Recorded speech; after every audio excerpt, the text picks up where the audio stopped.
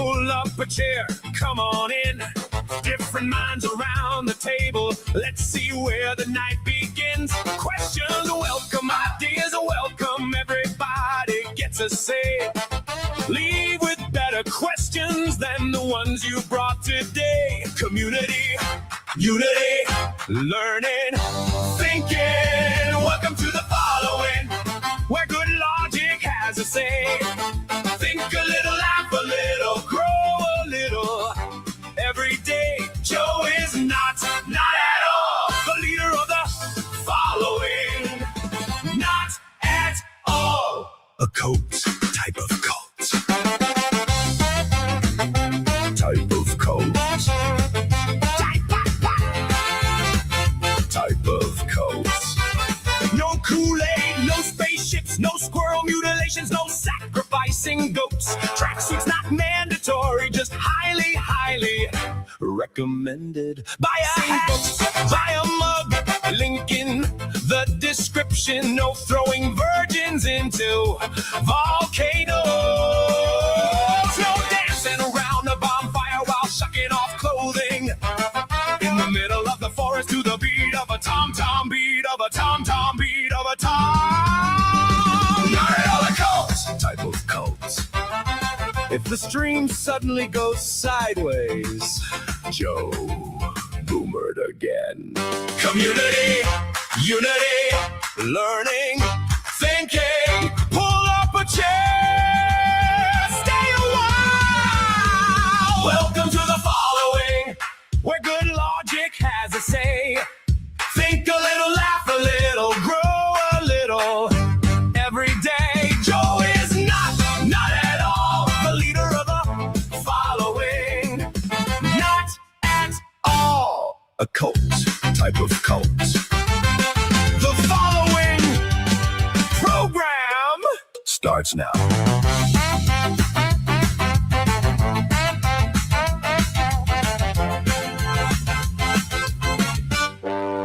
Starts now. Good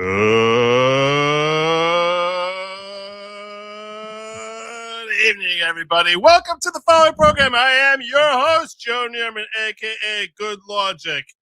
As I'm fielding comments, my daily tweak, the intro song. Eventually, I'm going to land on one that I'm like, this is the one. This is the one. I might go back to the Irish thing. I kind of like that. That's called ska.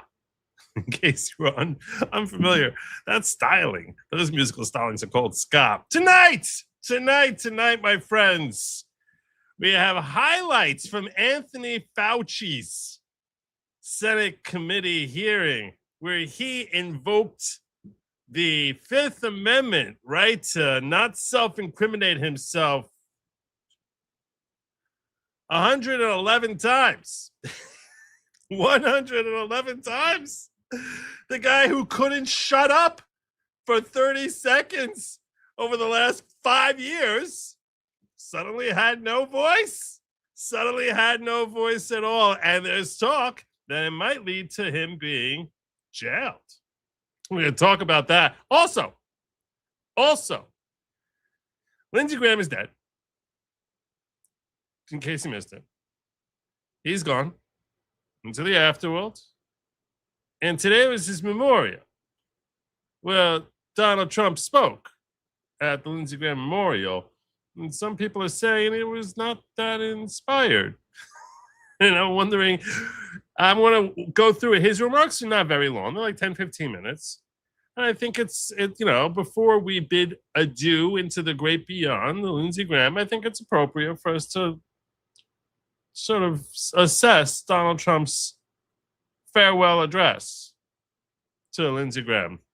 Plus, there's a new bill that's come out called the Graham-Russia bill, which is everything Lindsey Graham would have loved. It's everything he would have loved. It brings a tear to the eye. We'll talk about whether or not this is actually a bill you and I should be in favor of, but we'll talk about that. Plus, we have a goal tonight. If we get 15 super chats in quantities of $10 or greater, $10 or more, I'm going to share with you a story as to why it is tonight I am a disaster story, but why it is that tonight I am in just a freaking awesome mood. A disaster story that just left me somehow, that's left me in an awesome mood. That's not as macabre as it sounds. It's not. We'll probably end up doing some manifesto too. We'll probably end up, because that's what ends up happening every time I got this guy in here. I couldn't shut him up. No, seriously, I swear to God, man. The fact that Harvey Levin would do this on the TMZ channel is just ridiculous. He was talking about this to me before the show. I couldn't get him to stop. I was like, I just threw him out. I threw him out. Oh, I thought we were still talking. My bad. Yeah. Hi, chat. Hey. Yeah. So, in case you're unfamiliar with the show, this is Cynical something. I don't even know. Sin. I call him Sin. You just call me Sin. It's way easier. It's what I've been doing. I just call him Sin. And yeah, so this is Cynic. He comes in on Wednesday nights and adds a different dynamic. Flair, twist, stupidity. I make Joe look smarter. That's true. Middle of the week, everybody's looking at Joe and they're going, wait, why are we listening to this guy? And I come in and everyone goes, oh, that's why. Right. The rest of the world's like Cynic. So right. Last week someone commented that we have like a Waldorf and Statman vibe from I saw that. Muppet Show. Yeah. I saw that. I thought that was funny. Right. I thought that was clever. Right. Which I think that's a lot better than some of the other very flaming as far as the dynamic you bring to the show. Yeah. He brings the flaming Let's not do flaming dynamics, please. Okay. I get enough of those accusations on my own show. I don't need to bring them here to Joe's. Yeah, the flaming dynamic that he brings that I never have, but for when I bring Sin in here. Mm-hmm. So, yeah. Yeah. Action-packed show, though. It is an action-packed show. Yeah. There's a lot of stuff going on. I am going to be talking about what he was talking about before the show. I was talking to Sin, which is why we're late, because he just wouldn't stop talking. Mm-hmm. And he was telling me about this TMZ clip with Harvey Levin. Harvey Levin. Yeah. Going off, and we're going to be breaking down that. I had him share the link with me so I can give you my thoughts on it. Apparently, it makes Sin apoplectic. It's egregious. It really is. Some of the things just ruin it for everyone by telling everyone what he says. Just ruin it. I didn't say anything that he said. I just said it is egregious. Yes. Okay. All right. I'm leaving it there. Thank you. I appreciate that. Thank you for the laughing disco. And look who shows up. Look who shows up. Well, someone else who showed up today was Fauci, who has gone on record as far as saying he has absolutely no problems just sharing everything with Congress. He's got nothing to hide. That's what this guy was always saying. He was always saying this sort of crap. Well, if I become a punching bag, I'm a punching bag. But I am very happy to testify before any congressional oversight committee.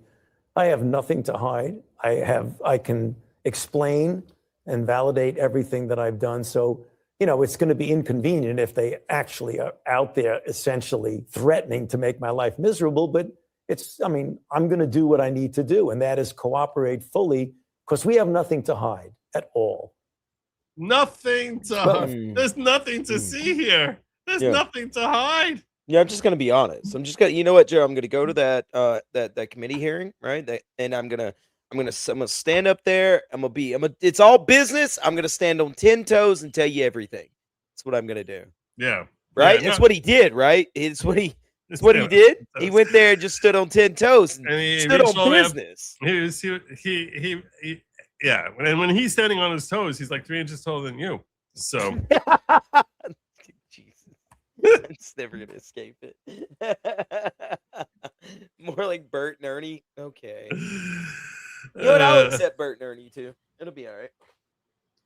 I had one of my senior mods in here yesterday telling me the theme show, the intro I used yesterday was kind of Bert and Ernie gay, and I was like, I don't see that at all.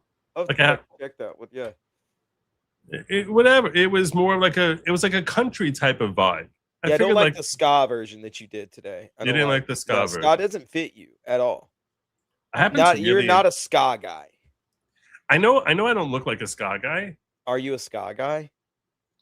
That type of music, Oh, like stop, Joe. if I'm like shoveling and I need sort of like a rhythm to go like that, I'll totally be blasting I'm out. that. Yeah, if Joe is outside shoveling, sure. Okay. Well, that's really the only time. That's really the only time. When I was working out, yeah, I totally would be blasting that. Oh, there's Mm. so much better. There's way better music, but okay. All right. I don't know. Writing that down in my notes of grievances. It'll be fun. And- Let's save this for later. For the airing of grievances. Mhm. Anyway, so we just saw one clip of Fauci saying how he'd be perfectly happy to testify before Congress. That's not the only time he said it. He said it when he said the exact same thing when he was standing by the White House press podium too. Keep them on All right. time. The answer is if there are oversight hearings, I absolutely will cooperate fully and testify before the Congress if asked. You may not know, but I've testified before the Congress a few hundred times, okay, over the last 40 years or so. So I have no trouble testifying. We can defend and explain and stand by everything that we've said. Yeah. So I have nothing to hide. Just a quick follow-up. Oh my God. So this hearing is going to go on forever because he's got years of things he's got to explain, right? Did you read through any portions of the diary of Fauci? That's me. I read through any portions of the diary of Ann Fauci. Anthony. Yeah, that's what you were gonna say. No, I didn't read any of that. No, why would I? I would never do that. I stopped paying attention to anything Fauci said after the story about the Beagle experiments came out. I can't look at the guy without seeing red. Wait, so you really have no idea? Because and those of you who don't know, the reason I bring him in here is because I look at Sin as being a stand-in for you, my audience. Meaning you who are too busy consumed with real things in your life to actually follow politics and what's going on in the news and stuff like that. And you're like, you know what? I want to get like the highlights of the day with some good analysis and perspective. So that's how I look at Sin. And I know that there's a lot of times he just doesn't know anything that's happening in the world. And that's okay. So I use him as a stand-in for you while being fully cognizant that you, the individual, and I'm talking to you right now, not all of you. I'm talking specifically to you who's watching, not this guy over here, you, okay? I understand you are like a million times smarter than him. Yes. But I have to respect the fact that some of the people there are not as smart as you are. And they probably can relate to Sin. Yeah.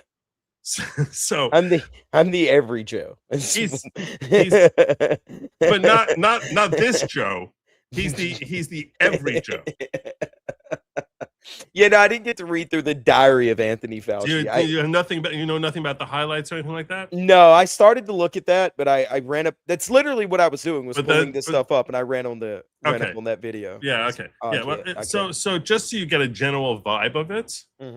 All right. I mean, just a general flavor of some of the stuff that he was writing in his diary before we actually look at some of the clips here.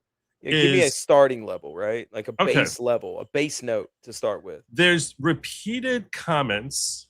There's a few things in there that MAGA and the Republicans really zoned in on as being shocked and horrified.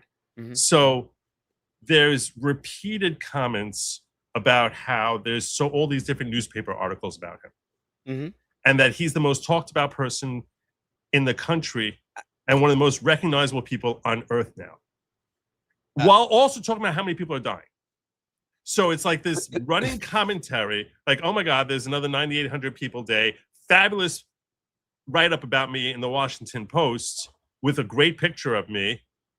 So he's creating his own cult of personality in his head while people are dying, dropping like flies around him. Unbelievably so. Unbelievably so. It's like he's like, someone Someone said today that I was sexier than Tyra Banks. Got to meet Jake Tapper, was hanging out with him. You know, was called the most trusted scientist on earth. Like all these different things. To think he's more attractive than Tyra Banks. Lord have mercy. I mean, it's like, that he's forming a friendship with Jake Tapper. Oh yeah, the great Jake Tapper. Now, like 400,000 people infected, 7,000 deaths, and I got to meet Michelle Obama today. Like this is like this sort of stuff. I don't know if it was Michelle Obama per se. I don't remember her name specifically, but it was like that sort of thing, like about how excited he was about his growing popularity, interspliced in with like about how COVID is exploding out. That's one thing. It was sickening because it almost was like he was excited about the fact that there's so much death and carnage, because that's what's vaulting him into the national and in fact international spotlight. It was disgusting. But what was probably even more heinous is all these different comments about how he's controlling lockdowns. Like he's the one who's, I talked Bill Blasio he had called me about asking about shutting down schools. I convinced him to shut down not just schools, but bars and restaurants and it's like, and I convinced him to do more. And then, way to go, Fauci. Saying, a year later, I never told anyone to close down anything. He flat out lied to us over and over again about the mortality rate, about the origins of COVID. He said, I had a meeting with 12 other top scientists in the field. 10 of them were convinced that this came out of the Wuhan lab. This is like right at the start. A couple of them who are associated with the lab said, no, it's not us. But basically, everyone who's not associated with the lab is like, obviously it's you. And this is what he was writing in his diary the day before he's going out there, saying the consensus is this was definitely from a wet lab. All actual real scientists think that this came from a bat soup in the wet lab, in the wet markets and not from the lab. So it's like he literally was lying to us about everything. From day one on through, like just completely misguiding us in the narratives. I mean, we all saw how he's flip-flopping left and right, but that's basically, so that's the backdrop as far as that. It's not simply that we're learning years later that he was wrong. It's that he knew in the moment he was lying to us. Yeah. And he kept lying to us while celebrating his own cult of personality and excited about the fact that this calamity, this disaster, all the ramifications that he visited upon us, from the lockdowns to the vax mandates that he foisted upon us, the social distancing, keeping kids out of school for a year, the depression, the suicides that happened, people losing their jobs, people having side effects, and he himself having cardio infarction. He himself having a cardio infarction as a result of taking a jab and telling people there's no such thing as someone actually having side effects from the jab. Like, just flat out lying to us. Okay? That's what this jackass, this schmuck, who's this self-involved, evil little muppet was doing. So basically, to me, this comes off like he was enjoying his celebrity and allowing the entire country, if not the world, be punished so he can become a greater celebrity in the eyes of 100%, just himself, even not even 100%. And he did become a celebrity. I mean, they were making candles of him and calling him Saint Anthony. Yeah, I remember that. But they're like, disgusting. Yeah, and that he basically recognized that the actual mortality rate of it was somewhere around 0.2%. A normal flu is 0.1. So it's like a bad flu. And then 3 days later, going out to the public and saying, you don't understand, saying Joe. It's not 0.2, it's 2.5 to 3%. You don't understand, Joe. Like There's multiplying the by new a strain. factor of 10. There's No, this COVID is before we 2.0 heard about and new COVID. strain. There's I'm talking COVID about in March. 3.0. Joe, you're not getting it, man. You don't understand. No, it's all insanity. It I'm was saying during absolutely the first insanity. month It's or two egregious. of COVID, that's like he's writing, oh yeah, the mortality rate is like 0.2%. And then he came out and said it's 2.5%, which is like 10 times as high as what he knew it to be. So that he can basically push us into lockdowns. I mean, just thoroughly evil. So he could go and throw out more baseball pitches and yeah, exactly. meet more celebrities and Exactly. do whatever he wanted to. And grow What an to asshole. and grow to the point that he actually at certain points said, I am the science. I remember Like, that. Yeah. I mean, think of the ego of this schmuck. I mean, just the arrogance of this guy is just astonishing. While also getting completely wealthy and getting all these different grants. And he's the one who brought this disease to us with his gain of function research. I mean, everything about COVID and the disaster that COVID was, it's his fault. Is ultimately traceable to that man. Absolutely. In Without one a way shadow or of a another. doubt. Yeah. And so it's just a horrible human being. And then he gets a pardon from Joe Biden, which is a blanket pardon. So you might not be aware of this, but here I'm going to pull up for you the pardon here so you can actually see it for yourself, because this comes up during the course of today's Senate committee hearing also, where some of the senators are like, "What do you mean you don't want to testify? You have a pardon. Like, why? What are you going to? How can you incriminate yourself? That doesn't even make any sense. Like that. What would that? How would you be incriminating yourself if no one can prosecute you?" That was basically a question that we're going to see a lot of today. And this is the pardon that he was granted by Joe Biden when his handlers had him 1 foot out the door in January 2025, January 2025. To all whom these presents shall come greeting, be it known this day, Joseph R. Biden. Here, pursuant to my powers under Article 2, Section 2, Clause 1 of the Constitution, which is his pardon power, have granted unto Dr. Anthony Fauci a full and unconditional pardon for any offenses against the United States which he may have committed or taken part of during a period of January 1, 2014, through the date of this pardon. Not 2020, not 2019, all the way back to 2014. When he first was granted a grant for gain of function research. Well, that's odd. Yeah. Through the date of this pardon, arising from or in any way manner related to his service as director of the National Institute of Allergy and Infectious Diseases, as a member of the White House Coronavirus Task Force, or the White House COVID-19 response team, or as chief medical advisor to the president. Signed, AutoPen. President, AutoPen. This is the AutoPen. The president AutoPen. This is pretty much, by the way, so you should be aware, this is definitely the AutoPen signature, which comes into play during the course of the conversation. I actually was on Robert Gavea's channel today. He was live streaming the Senate committee hearing, and after it ended, I joined Robert Gavea, and we spent an hour talking about this pardon and the most effective ways for it to possibly be taken out. And he was of the opinion that the AutoPen is potential serious glare, and I had a different theory behind it. Yeah, but Joe, I get that he gets that pardon, but if you go get the shot, you could have got some free French fries from Steak and Shake. This is true. That's what Bill de Blasio was pimping out there. Don't you remember? I mean, think about it. You could, because of COVID, you could get some free fries.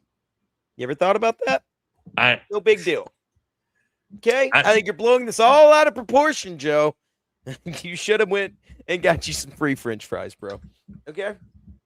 That's what I would have done. I think that's the rational move. God, this is insane.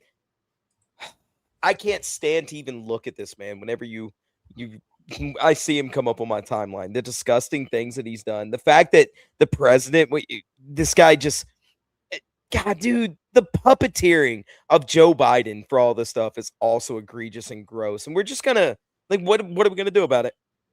We know we have to make it convenient. We know we have to make it easy. We know we need opportunities for people to speak to their trusted community. Don't forget, voices, doctors, being fat and being old all was put you in We also critical know- danger zones.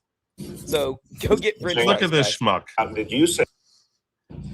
And we're going to get back. Get your vax, get your shack, and let's gather up as a community again. The Shake Shack team is here for you in New York. We'll see you soon all around New York City and Shack. Thank you so much, Randy. Thank you to the whole Disgusting. Shake Shack team. This is really going to help us out. And did you say free fries when you get vaccinated? I got vaccinated. It's You so saying I can get egregious. this? Disgusting. These delicious fries. So egregious. Disgusting. Also, hot take: Shake Shack fries aren't that great. Okay, I don't like them. Even if you were going to give them to me for free, I'd probably say no, thank you.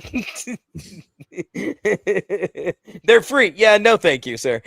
you can keep those. J.H. Schwalbeck says, Joe, please ask Sin, why he's dressed that quirky up like a 2-year-old. Why was he in the park? Weak questions. Candace asked me to ask this. Sin, we know you know how to tuck it. Jesus Christ. I've only ever put a sweater on Cody twice, okay? And that was because he was cold. One of them was a Christmas sweater, and one of them was like a little blue sweater, okay? All right, that's it. Don't worry about it. Cody's a very tough dog, all right? He thinks he's a Rottweiler. It's not, Yeah, don't worry well, about it. yeah, no, there was speculation that I think he's referring to the speculation that this was with you. autism, a racial Over slur here. while she was out at the playground. What do you mean? Wait, why was he in the park? Wait, what? I wasn't in the park with that lady. No, that was you, actually. That The was lady. me? The lady is I you. was cross-dressing now. Well, she used the N-word a lot. So it's an easy mistake to make. I did see that black guy that made a fake account of hers and got tons of donations on her behalf. Oh man. Somebody said I'm the 2-year-old with her. Thanks, Chad. Even the 2-year-old was screaming the N-word. Get out of here, N-word. Oh my god! If the 2-year-old was screaming the N-word, oh my god, that would have been awesome. That'd have been great. That'd have been amazing. That would have been amazing. Yeah, Get out of here, N-word. We're tired of you in our you're a neighborhood. binger. You're a binger. You're a binger. It's gonna go that far. Common Hard denominator of Anne Frank and Fauci fake. What the hell? Yeah, you started saying Frank earlier. Okay. No, he's saying Anne Frank is fake. Yeah, the ballpoint pen thing is a little egregious, man. Wait, you don't think Anne Frank was real? It was really her diary? I think Anne Frank was real. I don't think she wrote the diary. You don't think she wrote the diary? I've never even heard this theory before. Yeah, so this is also some like revisionist stuff that I've heard. I was talking to a buddy of mine that is a gentleman who wears a smaller hat, and he was telling me, and it's on like an online theory, that it was written by ballpoint pen, which ballpoint pen, at least portions of it were written by ballpoint pen, and at the time that she would have written the diary, a ballpoint pen didn't exist. So,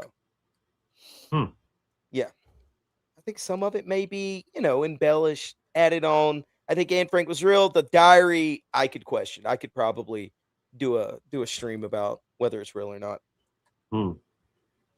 Maybe someone traced over because it was fading. You know what? That's a very good theory.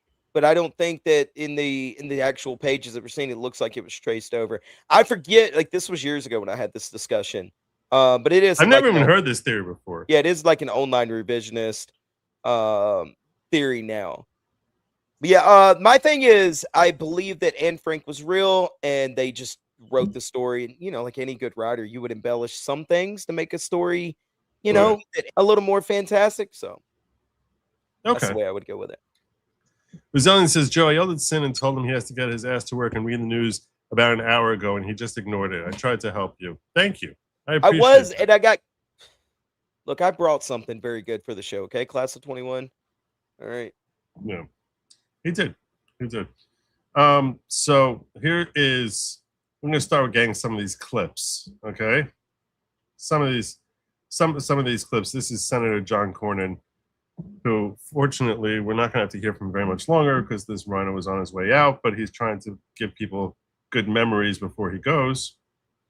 So he's going after Anthony Fauci. Let's check out this first clip here. I've got the studies right here. There was a website that was tracking the random controlled studies. Here they are, showing 60, 70% efficacy of ivermectin. The same day you say there's no evidence, there was all kinds of evidence. Loved ones had to go to hospitals, had to sue hospitals. Just, would you try it? So I would want to know, to what extent were you involved in sabotaging hydroxychloroquine, ivermectin, and did you do that because you knew the only way you get an emergency use authorization for these drugs, these experimental gene therapy, was if there was no effective treatment, you couldn't get the emergency use authorization. So is that why you helped sabotage these cheap generic drugs in favor of remdesivir, which, by the way, nurses, are you aware of the fact that nurses called it run, death is near? On the advice of counsel, I respectfully decline to answer based upon my rights under the Fifth Amendment. No.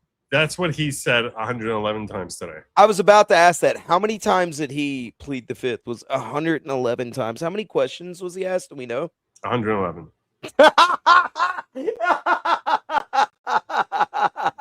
On advice from my counsel, I was advised to plead the fifth, because I'm going to stand on business and tell the truth. Every answer. Every single question. That's the only thing he said. That's the only thing he said the entire time. This is a guy who's got a pardon. So you ask yourself, why do that? What's happening here? Yeah, I didn't even think about that. Yeah. We just went over his pardon goes all the way back to 2014. So as long as you're not answering questions you can tell the prior to truth. 2014, it doesn't matter what you say. You're not going to get in trouble. You could just tell the truth. Yeah. Just tell the truth. What a worm. Yeah. And he's too much of a coward.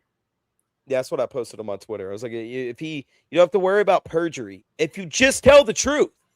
Yeah. Rand Paul is the one who called the meeting. Mm-hmm. And at the end of it, he was basically saying that he's going to be calling him to holding contempt. But let's get through some more. I have a bunch more that I want to just pull up first before we get to that section of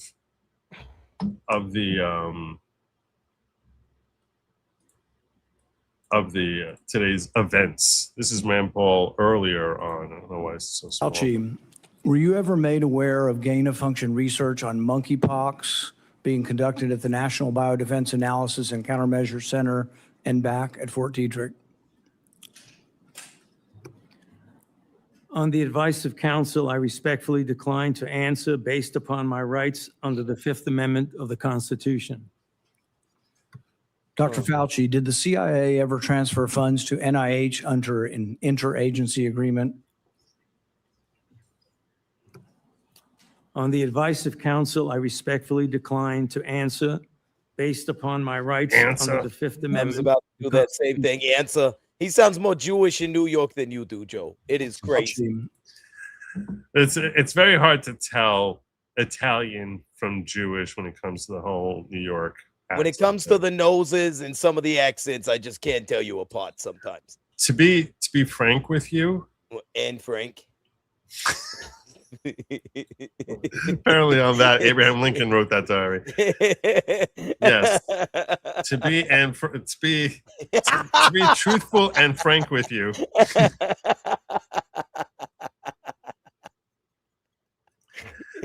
My New York accent is closer to Italian New York accent than a Brooklyn New York accent. I'm walking in. It is closer to, and I don't know how my accent I don't know where it derives from, other than this is just how people around me spoke. Brooklyn Jews, their accent, and even my wife used to do this until I basically pestered her, like needling her, in that Jews from New York will pronounce the A sound as E. So they'll say, I'm going upstairs. Oh yeah, they'll do that upstairs. a lot. Yeah, I'm going upstairs. That's right. So Anthony. I would Anthony say Fauci. I would say, yeah. Like right now, I'm upstairs. I wouldn't say stairs. I'm upstairs. Upstairs. Okay. So yeah, that's but that my ex, that's much more of a New York than it is a actual Jews from New York. Here's more from Dr. Anthony Fauci on Wednesday. Repeatedly invoked the Fifth Amendment, declined to answer questions. Scientists who helped lead the nation's COVID-19 response was subpoenaed, testifying under oath. This is I respectfully decline to answer. This is what we got the entire time.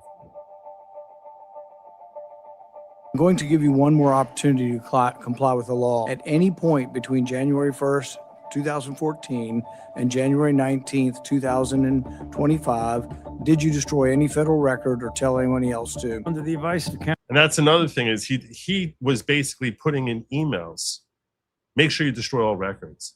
And some of his staff has said that they've destroyed hundreds of thousands of records, which he's not legally allowed to do. I said this in my Discord earlier. Look, guys, can we just, all right, I got an idea. We just take this guy to the center of the United States, the exact center point, okay? And we line cameras 360 all the way around and just launch him right into space.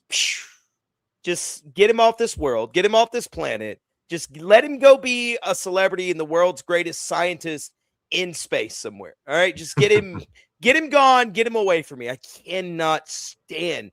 This is when you think of like a gremlin or a slime ball or a disgusting person, this is the face of it. This right here. Are you familiar? I've told my audience that he reminds me of Rasputin. Are you familiar with the story of Rasputin? Yeah. He just, the fact that people after, and we were discussing some of this before the show, I don't want to like delve into it too much, but after the AIDS epidemic, right, that happened, and he handled that, the fact that COVID hit and we went, oh yeah, let's wheel this guy back out is insane to me. The fact that he kept his job for 4 decades straight after after that nonsense. This guy was saying you can get AIDS by sharing cereal bowls and stuff. Come on, man. We allowed this guy. Well, we didn't know anything about it. Sure, right. He hindered that disease so bad. He bungled it so bad, and we wheel him out in the 2020s and go, yeah, this is great. This is gonna work. Let's get this guy back out, dust all the dust off of him, and put him up on stage to handle what people at that time were considering the world's largest medical crisis in our lifetime. Come on, man. It's the world's largest health crisis in living memory. There's no one alive who remembers a bigger health crisis than what we dealt with in 2020. Counsel, I respect. And now when he's being called to answer questions. Oh no, the Civil Rights Act was pretty bad. For a health crisis? Just hit play. I'm not going to walk the joke out any further. I find your objection unsupported and direct you to answer the question. Advice of counsel, I respectfully decline to answer. Well, nothing says honesty like taking the fifth, huh, Doc? Oh. Let's try something. We'll come back to Hawley in a moment because I actually have a long clip of him. Okay. That is Josh Hawley, and I don't want to ruin the best moments of Josh Hawley. I like Josh Hawley, especially when he's doing things like this. This is the only thing he's good at. He's great at this. Yeah. I'm telling you now, if you look at his voting record, you're going to be like, really? You mother effer. Yeah. I think I looked him up last week after we talked about him because my problem is these guys are all sound bites modern day. They're all sound bites. That's all they are. Then you go look at their actual record and you go, what are you doing? And then I go, oh, this is This is just bread and circus is what you're doing for me. This is the modern day Coliseum is what this is. This guy multiple times went in to keep the Senate in session so that Trump couldn't have any appointments. I think he went in more than anybody. Yeah. from So the record that I pulled. so he's a snake. Yeah. He's a snake. Okay. I too, when I first started getting into following the Senate, which really only happened once I started doing this show. So he's one who's easy to really enjoy and appreciate because he'll have some great zingers in these types of settings. But you actually look at what he does as a senator, and you're just like, this beta male is poison. But he is good at this, so let's wheel him out here now. This is how he started. Well, nothing says honesty like taking the fifth, huh, Doc? Let's try something. What day of the week is it today? On the advice of counsel. Are we serious? Nah, man. Under You the Constitution. I need something to throw around my desk that I'm not gonna be upset that I throw later. I just want to scream. I want to scream. This is. There's more. What color tie you're wearing? On the advice of counsel, I respectfully decline to answer based upon my rights under the Fifth Amendment to the Constitution. What color's the carpet in front of you? On the advice of counsel, I respectfully decline to answer based upon my rights under the Fifth Amendment to the Constitution. Let's just get one thing straight. You don't have any rights under the Fifth Amendment because you've been pardoned, as you very well know. As the Supreme Court has been clear for a century and more, Brown versus Walker, 1896, when he has been pardoned, he may not stand upon his privilege. You know that. Your lawyers sitting behind you now shifting nervously in their chairs. They know it. This isn't about the Constitution. This isn't about the law. This is about contempt. Contempt for this body and contempt for the American people. But I think I know why you're doing it. It's because you don't want to answer questions. It's because you did all kinds of terrible things. It's because during the pandemic, you got rich, didn't you? Mm-hmm. You got rich while people were dying, hundreds of thousands of Americans, over 1 million in the end, and you were getting rich. And not only were you doing that, you were using federal employees with taxpayer money to apply for and solicit cash prizes for you personally, cash prizes totaling over $1 million. You did all of that during the pandemic, didn't you? That's a question. On the advice of counsel, I respectfully decline to answer based upon my rights under the Fifth Amendment to the Constitution. You remember Greg Folkers? Who was that? On the advice of counsel, I respectfully decline to answer based upon my rights under the Fifth Amendment to the Constitution. Your chief of staff is the answer. Do you remember Patricia Conrad? Who was that? On the advice of counsel, I respectfully decline to answer based upon my rights under the Fifth Amendment to the Constitution. Now, I'm glad all this happened. Because, look, there's going to be some people who are going to, are always going to defend him. But, the crazy TDS people who assume that everything that Republicans ever did is evil. So they're going to stand with him and say, yeah, good move. But to folks who don't feel vested in the DNC and consider themselves to really not have much of an interest in politics and have a generally good feeling about Fauci, when they hear this and they see this, they start to recognize what the hell's going on here. Like, why are you invoking the Fifth? This definitely tarnished the pristine legacy that he's been enjoying in the eyes of the public severely today. I think that he actually comes away somewhat scathed more than the talking heads from the left would have you believe. Just because they come there screaming, "Oh, he's a great American patriot," the Harvey Levins of the world. That's the problem, though, Joe, because you haven't watched that video that I gave you. We're gonna watch it. That's the problem, though, is they're gonna sweep for this guy. And of course they will. They're gonna keep this guy. The left is they're gonna lull them back to sleep over this, and they're gonna go, you know what? He had to do that. He had to do that because they don't watch shows like this. They don't pay attention to when Josh Hawley asks questions. They're looking directly at Fauci and they're going, "You go, man. You stand on business right there, and you do what you've got to protect your rights." Not realizing any word that just came out of that other man's mouth. They're not paying attention to anything that just came out of Josh Hawley's mouth whatsoever. They don't care anything about the court case that you just popped up in front of him. They don't care. Right, but what I'm saying is the people who swallow that are the ones who are watching MSNBC. Mm-hmm. I'm talking about the folks who are not watching my show or watching MSNBC.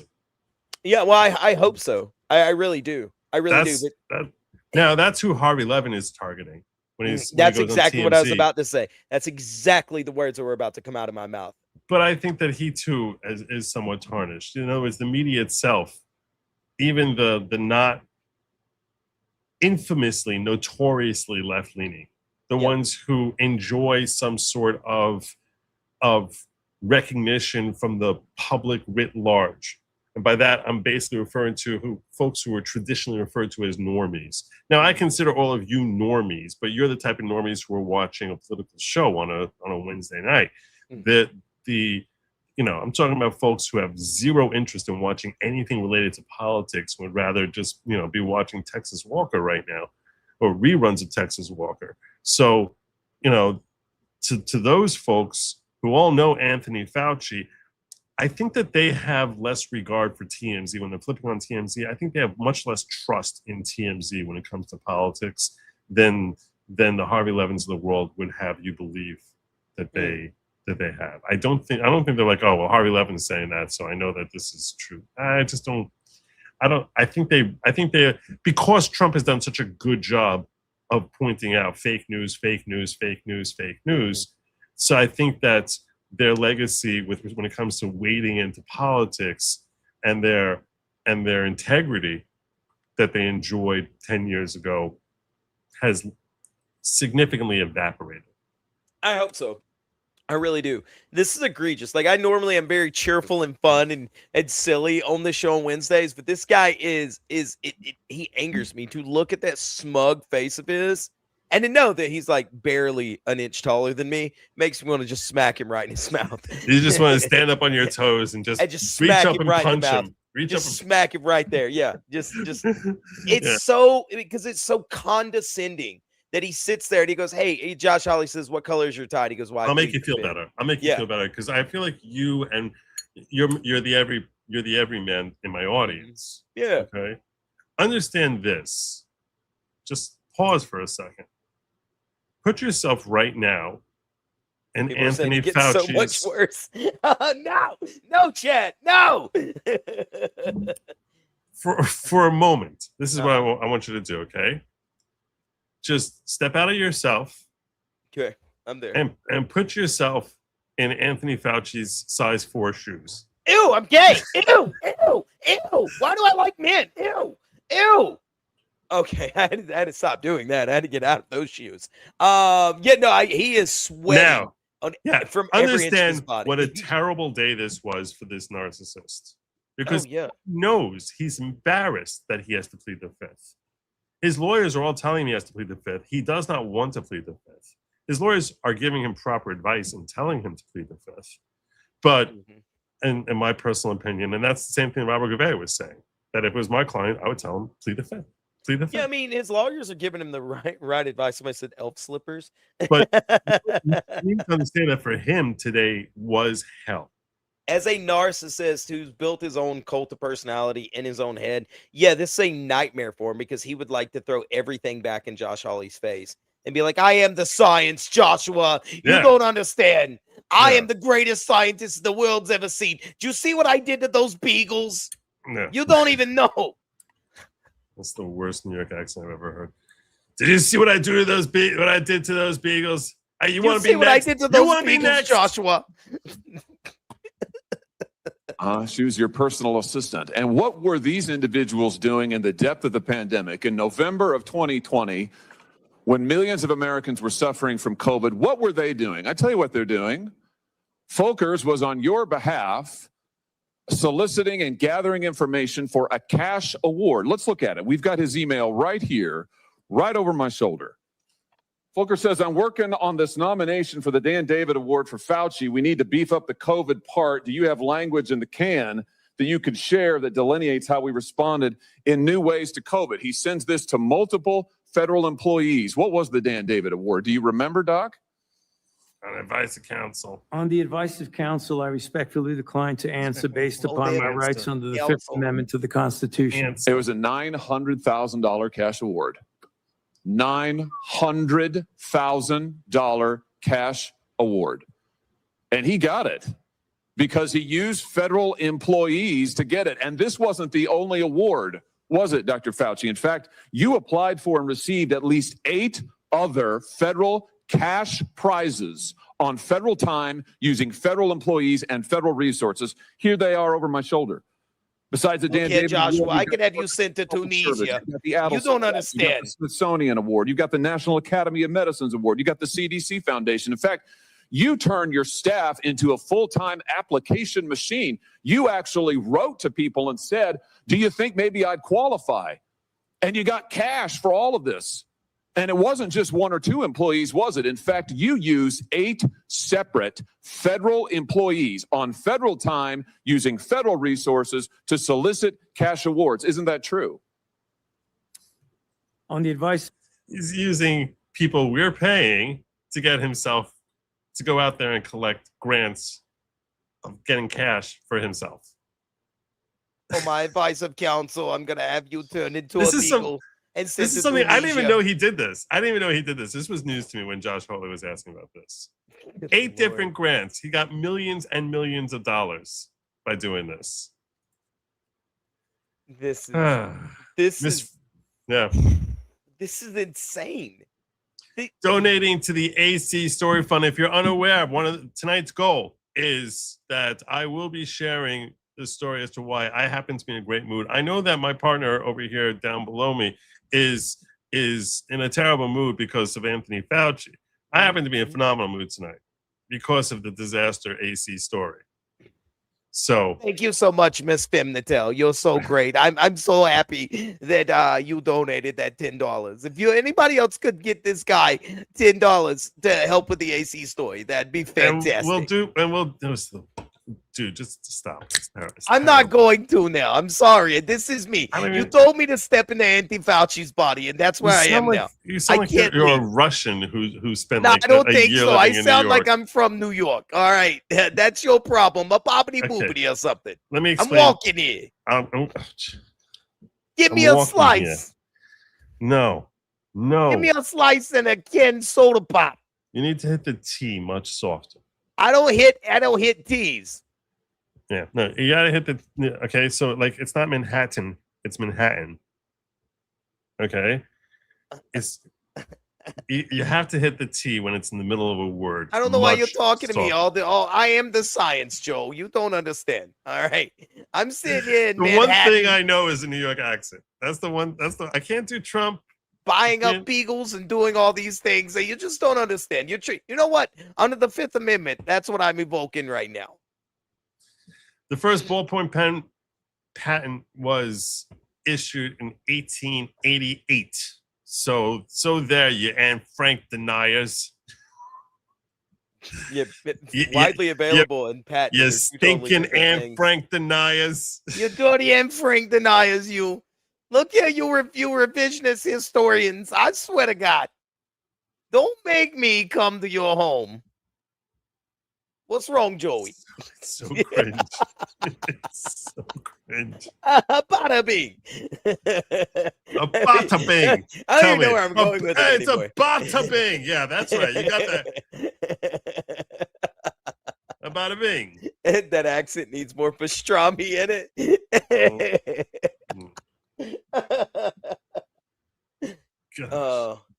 You sound like every hardcore guy playing a Hasidic Jew in every movie I've ever seen. The ones who I look at them and I was like, call me a guy here, Joey. I'll come down. Never seen a Jew in his life, and he's trying to play a Hasidic Jew. That's what you sound like. Oy Every vey. time I see them, yeah, exactly. Oy vey. Yes. Oy vey. Oy Licky vey. lava, right? Am I right, boys? Oy vey. Let's sing Havana Gila and eat a bagel.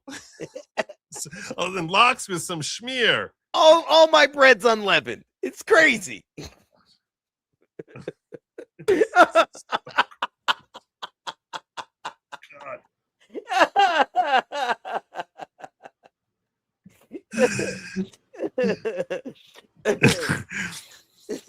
You're like Steve Buscemi saying, "Hey, fellow kids. Hey, fellow school kids." Hey, look, yeah, yo, fool, how's it going, my fellow Jules? That's so bad. Oh my god. Joe, say oil. How does your wife say oil? Earl? No, she doesn't say Earl. She'll say oil. She doesn't throw the R in there. My mom, Queens, it's Earl. Really? Harvey unleavened, Earl? somebody said. That accent isn't kosher enough. Harvey unleavened. That's pretty funny. Bernie Marino is my center. He told Fauci everything we all want to say. Proud Ohioan today. Play his whole questioning. I plan on it. I plan on it, Kimmy. I already have it queued up. Why? When does Fauci's, he and Hawley are the two I have queued up to play their entire thing. When does Fauci's previous statements in Senate hearings come back to bite him? He has purged himself on levels I've never seen from anyone else. Well, all you need is for the DOJ to prosecute him. We're going to talk a little bit about the strength of the pardons. Joe, sin you tranny. What they really should have done was list all the money that Fauci has transferred to family members, and why did he do that? Point out who in his family profited. Well, he wouldn't answer those questions either, but I do think that would have been a good. Under my rights, under the Constitution, with the Fifth Amendment, I'm invoking to not say shit. All right? Get out of here, Jay Schwalbach. Uncapped Turtle said the two documents in the diary written in ballpoint pen were annotations made by a researcher in 1959-1960 and were not related to the diary's content. The retards mistranslated a 1980 report. Yeah, there's a lot of like stuff that goes on around about that. Either way, like I'm not gonna read a diary about a little Jewish girl. I just watch Joe's show every night. Yeah. You know it's in like Dutch, right? Is it really? Well, that would make sense. She was from like Amsterdam. Yeah, that would make sense. It's not in English. It's been translated to English, but yeah. Can I work my way through this Hawley thing? I'm waiting on you. Decline to answer based upon my rights under the Fifth Amendment to the Constitution. Here they are right over my shoulder. Here's all of them. The people that you use, federal employees, so that you could go and get cash money.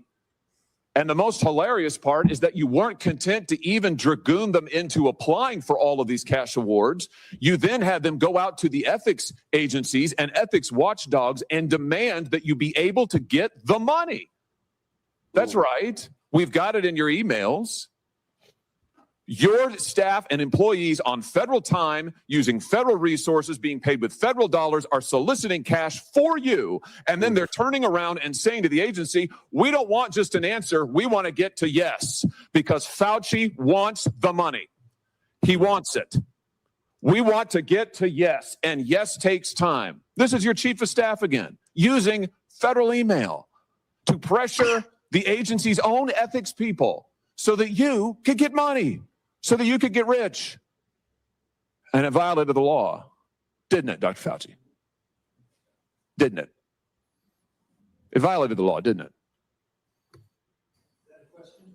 It is a question. You can answer. Go ahead. On the advice of counsel, I respectfully decline to answer based upon my rights under the Fifth Amendment to the Constitution. Federal law, as you very well know, prohibits the solicitation of cash awards or other personal benefits for federal employees. And it certainly prohibits using your own employees to do this. 5 CFR section 2635-205B. It says it right there in black and white. You cannot use federal resources, federal dollars, federal employees, federal offices, federal email, federal time to solicit cash awards. And you did all of it. And the worst part is thousands of people were dying while you were doing it. You were supposed to be the nation's doctor, and you were playing one on TV. You can't even look him in the eyes. I like how he's playing one on TV. That's a good line. Mm-hmm. You were doing with your time. Isn't that true. It's so pissing him off that he can't respond. You see, that's what you need to savor. It's like really bugging him that he's like, people are Listen here, Joshua. You don't understand what I do for you around here as the science. I am the science, Joshua. like nails on a chalkboard. That's exactly what he sounds like. That's exactly what Anthony Fauci sounds like. I'm doing an old Italian lady, quite obviously, not a Jewish person. I've never heard a single New Yorker who talks like that. Not one. New Yorker. I never heard a single New Yorker that talks like that. Talks. Get over here, guy. Can we work our way through this? On the advice of counsel, I respectfully decline to answer based upon my rights under the Fifth Amendment to the Constitution. Thanks, Miss Fem Natal. Yeah, I can see why. I can certainly You can't see handle the science, what I'm trying to Joey. figure out is that why you were so obsessed with it, because you're already rich. I mean, and your scheme worked here. I mean, your net worth now is north of $12 million. You got over $1 million in cash awards during COVID, during a 12-month, 24-month span during COVID. $1 million you knocked down in cash money using federal resources. Now you're worth more than $12 million. You've got a pension that in its first year paid out north of $400,000 a year. 1 million people dead, you're getting rich. 1 million people dead, you're using federal employees to get cash awards for you. 1 million people dead, and you're here taking the fifth because you don't want to admit that what really happened in all that time was a multi-month, multi-year course of self-dealing. Isn't that true, Dr. Fauci? On the advice of counsel, I respectfully decline to answer based upon my rights under the Fifth Amendment to the Constitution. Yeah, well, silence is admission. And here's the real thing. At the end of the day, it wasn't just about the money, really, was it? It was really about a power trip. I mean, through all of this, you want to be the most famous scientist in the world. You were so focused on getting every award and every drop of cash that you could, all because you wanted to be on TV. You wanted to be the sun god of science. You wanted to be the guy who was in charge of it all. You wanted to lambast Trump. You wanted to make sure that nobody else. I wish you would have said, you're either a liar or a buffoon. Which one are you? Are you a liar or a buffoon? And Well, have you know here, Joey, I'm a lying buffoon. Now what are you going to do? Gotcha. Stole your spotlight. You wanted to be the guy.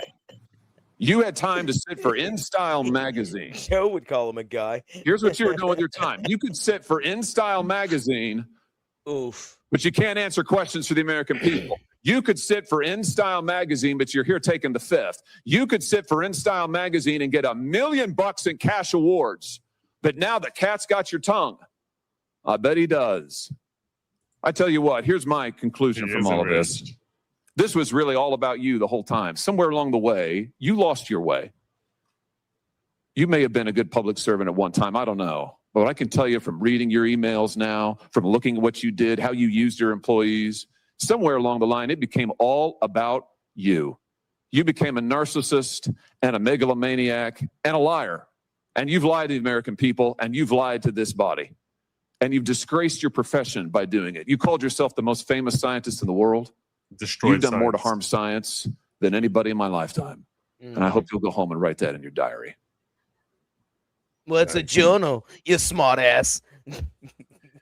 So that was pretty fire. That was really good. Yeah, Josh did great. Yeah, that was pretty fire. There. Next time we watch a Josh Hawley video, though, can we crop it to where I don't have to look at his hair? It is so Johnny Bravo and distracting. But yeah, Anthony Fauci's face with that entire thing was very telling. You know?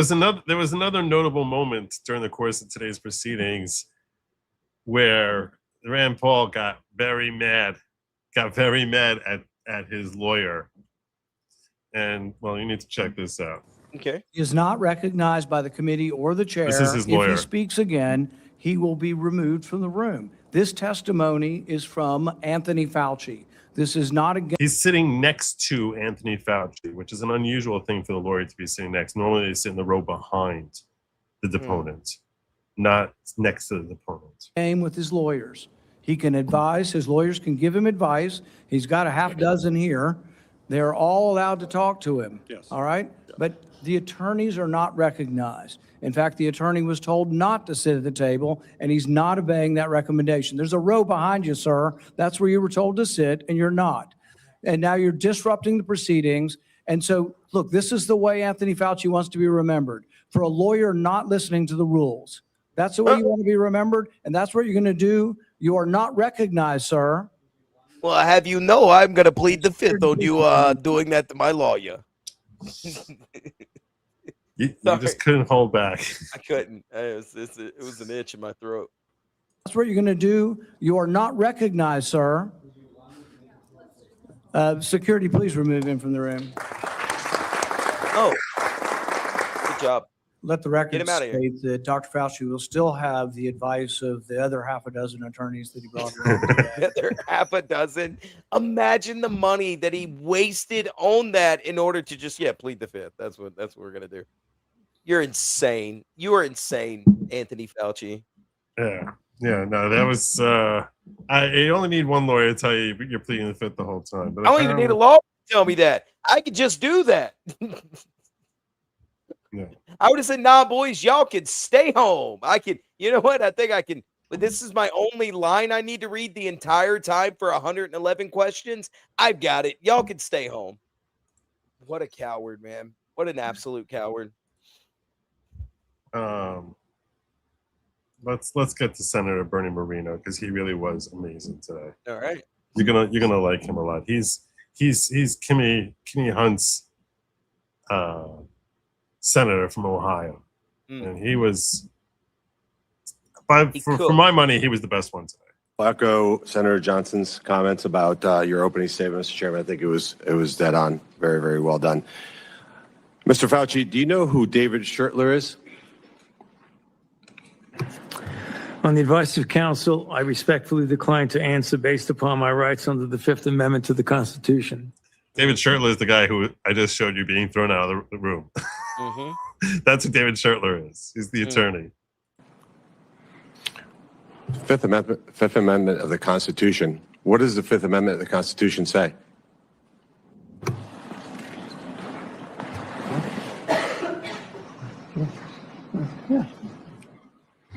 On the advice of counsel, I respectfully decline to answer based upon my rights under the Fifth Amendment of the Constitution. No, I'm just asking you what it says. On the advice of counsel, I respectfully decline to answer based upon my rights under the Fifth Amendment to the Constitution. I'm going to give the Constitution to my aide. He'll bring it over to you so you can have it for future reference. I think it's something that every American should know what the Constitution says. Do you know who wrote the Fifth Amendment? On the advice of counsel, I respectfully decline to answer based upon my rights under the Fifth Amendment of the Constitution. So you're invoking a right that you don't know who wrote it or what it says. Is that correct? On the advice of counsel, I respectfully decline to answer based upon my rights under the Fifth Amendment to the Constitution. Wow. Well, let me tell you who David Schertler is for the audience because he was ejected by the chairman. He's a high-profile criminal attorney. He's represented some really great people like Senator Bob Menendez. Maybe that's somebody who my Democrat colleagues may remember took gold bars as bribes from the Egyptians. And there's an article here in the Washington Free Beacon that talks about why you would hire a guy like David Schertler. And the comment is, if you're in deep shit, that's who you call. Do you feel like you're in deep shit? Oof. On the advice of counsel, I respectfully decline to answer based upon my rights under the Fifth Amendment to the Constitution. Clearly, what you think today is that somehow you're above reproach. Somehow you feel like you don't need to be treated like a normal American. Can you do me a favor in the audience and stand up if during the time of the COVID pandemic, you were called a racist for calling the virus a Wuhan virus or the China virus? If you thought the 6-foot rule was total crap, if you thought the vaccine wasn't something that you should take, if you thought it was outrageous the way the mask policy was rolled out, if you were fired from your job for not taking that vaccine, including members of the military, if you thought closing schools was catastrophically stupid, and that you thought that during these times saying these things made you somehow a lesser human being. Dr. Fauci, can you just turn around and look at the people behind you? By the way, shame on these schmucks in the back who are not standing up. Mm-hmm. How humiliating for them. You should at least stand up for. How These are all his detrimental- lawyers. These are all his stupid lawyers. So you understand them.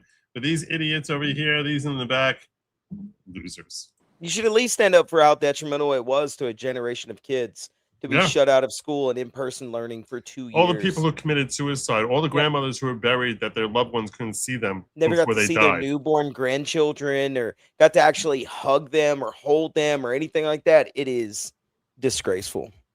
Yeah. You're not willing to do that? That's not a question. It's not a question. To your lawyer, it's not a question. It's a request. All you have to do is look up from your lawyers and look at the people who were absolutely Under the shamed Fifth Amendment. for saying what we know now to be the truth. You can't even look at them? Mm. That's a question. Are you able to look at them? You can sit down in the audience.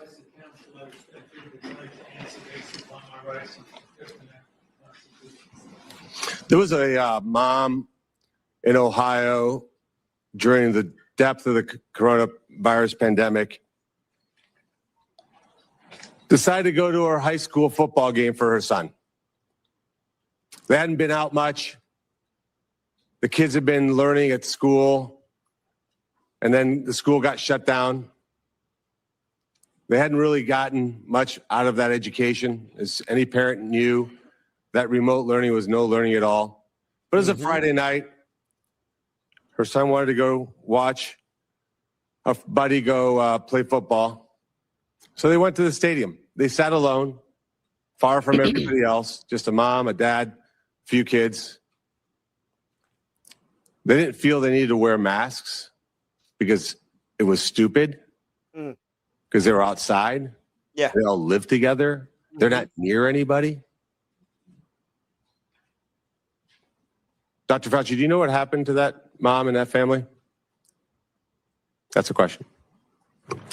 On the advice of counsel, I respectfully decline to answer based upon my rights under the Fifth Amendment to the Constitution. They were dragged out of that stadium and arrested. Jesus. Sickening. Those policies were put in place because you had moronic politicians that listened to the words of a megalomaniac who was more interested in having met a Kardashian than the suffering of the American people. And that is you. Yeah, but that Chloe chick is very pretty. I don't know if you've seen her before. I mean, under the advice of my counsel. God, dude, this is. He's building up now. He's about to really start ripping into him hardcore. When does Fauci's previous statements and Senate hearings come back to bite him? He's purged himself. Yeah, I think I covered that. Proof the Medical Inquisitor is Knights of Malta is the title of around 1 minute video posted by yours truly years ago. If we hit the goal tonight, we will all watch this video. Okay, I'll find it. We're gonna find it. If we hit the goal, I'm throwing spice in there. I'm throwing spice into the goal. The goal is 15 super chats, Rumble rants, and $10 more. We will all get to see Knights of Malta's own handiwork if we hit the goal tonight. I think we can do it. I believe in you. I believe in you all. You're gonna hear the AC story. There's gonna be the Knights of Malta, probably some manifesto. We'll see. Depends on time. Action-packed third hour. We're, we gotta get to cooking, action packed. Yeah, you're gonna all see Knights of Malta doing his thing. I've never seen it before. Hopefully, it's suitable for a family show, but we'll see. What I want to know is how the F he gets paid royalties for anything personally, considering he's been paid by the government for 40 years plus. Oh. It's very weird. I don't get it either. I don't understand it. I would just ask him embarrassing questions if that's how he's going to answer. Do you wear an adult diaper? Do you prefer the company of gentlemen? Mm-hmm. Why is it that I would also ask him questions. Like, were you afraid that you were going to contract AIDS from one of your family members from a cereal bowl? Why have you had sex with multiple 6-year-old boys? How much do you? Jesus Christ, Joe. That's what I would ask him. I have you know, Joe, that never happened. All right. Oh, he wouldn't say that. He'd say I'm the vice counsel. Yeah, at this point, I would try to push his buttons and force him to crack like an egg. I mean, I would. It's just it's illogical for him to sit there and he knows what he's doing and he's scared and he's terrified because he knows he's guilty. Yeah. You're guilty of so many different things. Yeah. And the fact that we allow you to walk around in polite society is disgusting.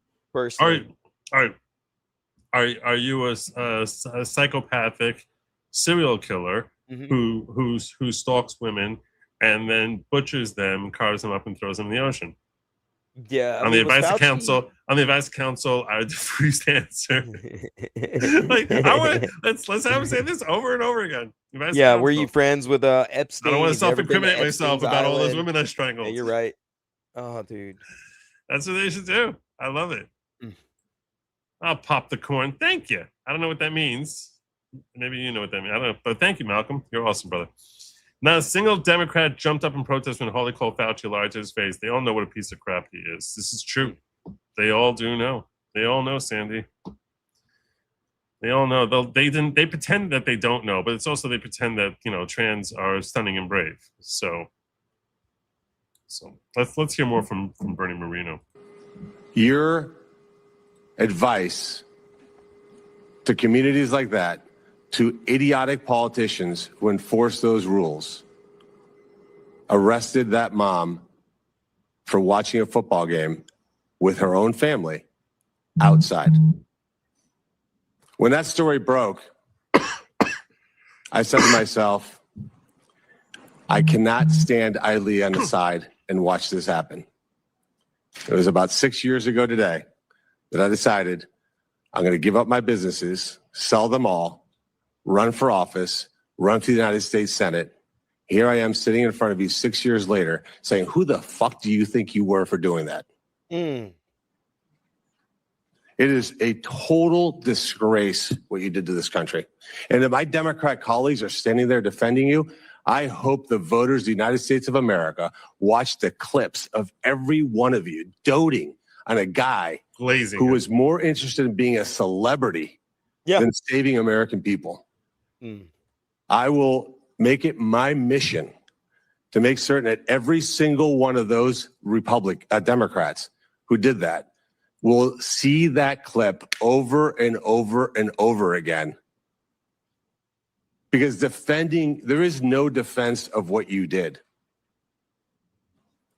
You may have had a 50-plus year legacy of public service, but it ends in total and complete disgrace.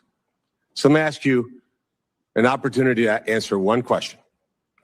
Will you apologize, just apologize, to the people who you harmed through your actions? Will you say, do you have the dignity to just say you're sorry?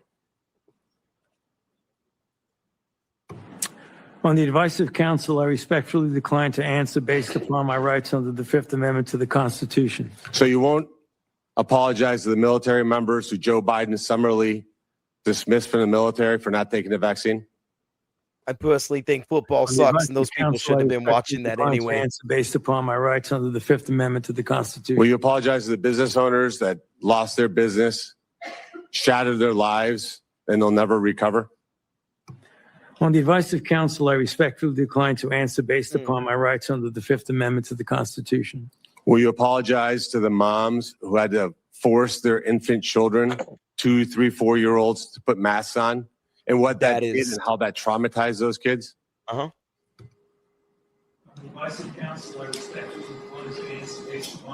Under the Fifth Amendment to the Constitution. Will you apologize to the family members of the people who died because they took your advice and not only got the first vaccine, but the 5, 6 other boosters that they did not need?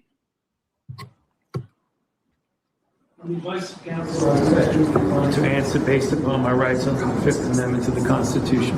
Will you apologize to that mom from Ohio for being arrested for watching a football game with her family?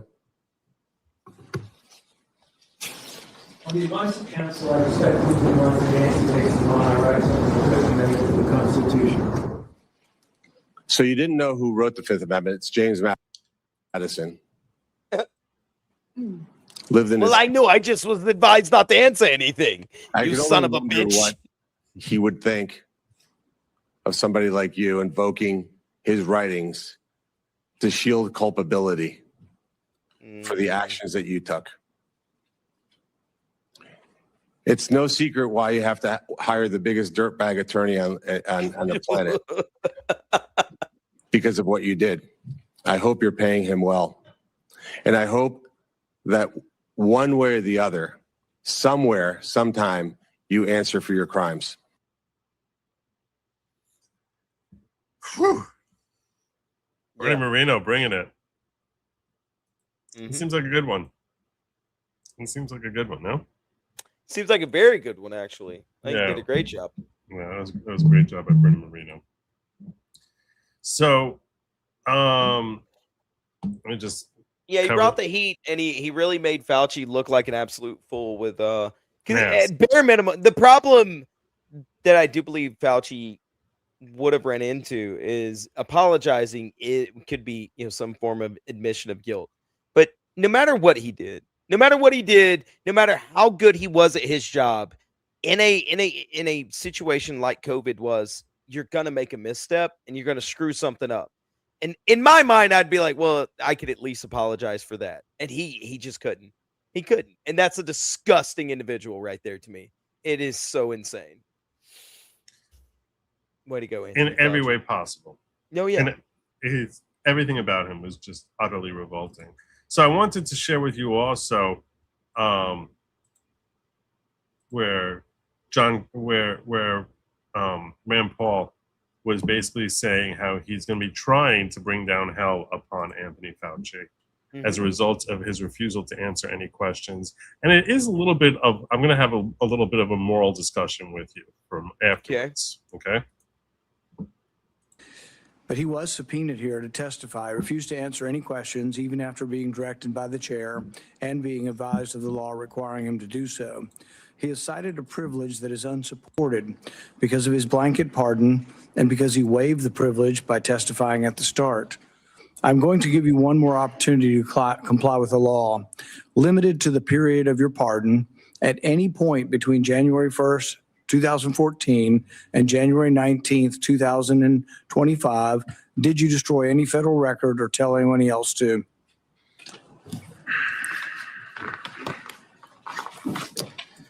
Under the advice of counsel, I respectfully decline to answer based upon my rights under the Fifth Amendment to the Constitution.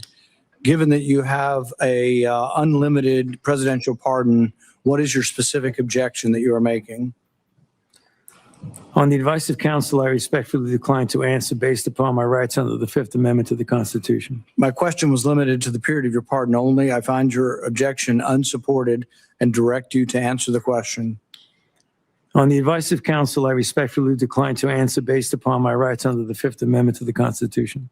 Because you refuse to answer, citing a privilege that is unsupported because of your pardon, and after being denied to do so, this committee has scheduled a vote next week on a resolution certifying your contempt. So, and they're looking to expedite it and really get this thing moving as quickly as possible to have him held in contempt. There have been multiple Republican officials who have been convicted for refusing to provide testimony when they tried invoking their rights not to testify before Congress. Steve Bannon, for example. Yeah, He yeah. said, I don't have to Yeah. come in. I don't have to come in because I'm protected because of presidential power that he had. You know, it relates to the things that he had discussed with me, and that protects me. His lawyers agreed with Steve Bannon, gave him the advice he did not have to come in and answer. And he ended up getting sentenced, I think, to like a year and a half, maybe even 3 years. Yeah. So based on his failure to respond to the J6 Select Committee. So they're telling him not to. I think that it was wrong what happened to Steve Bannon.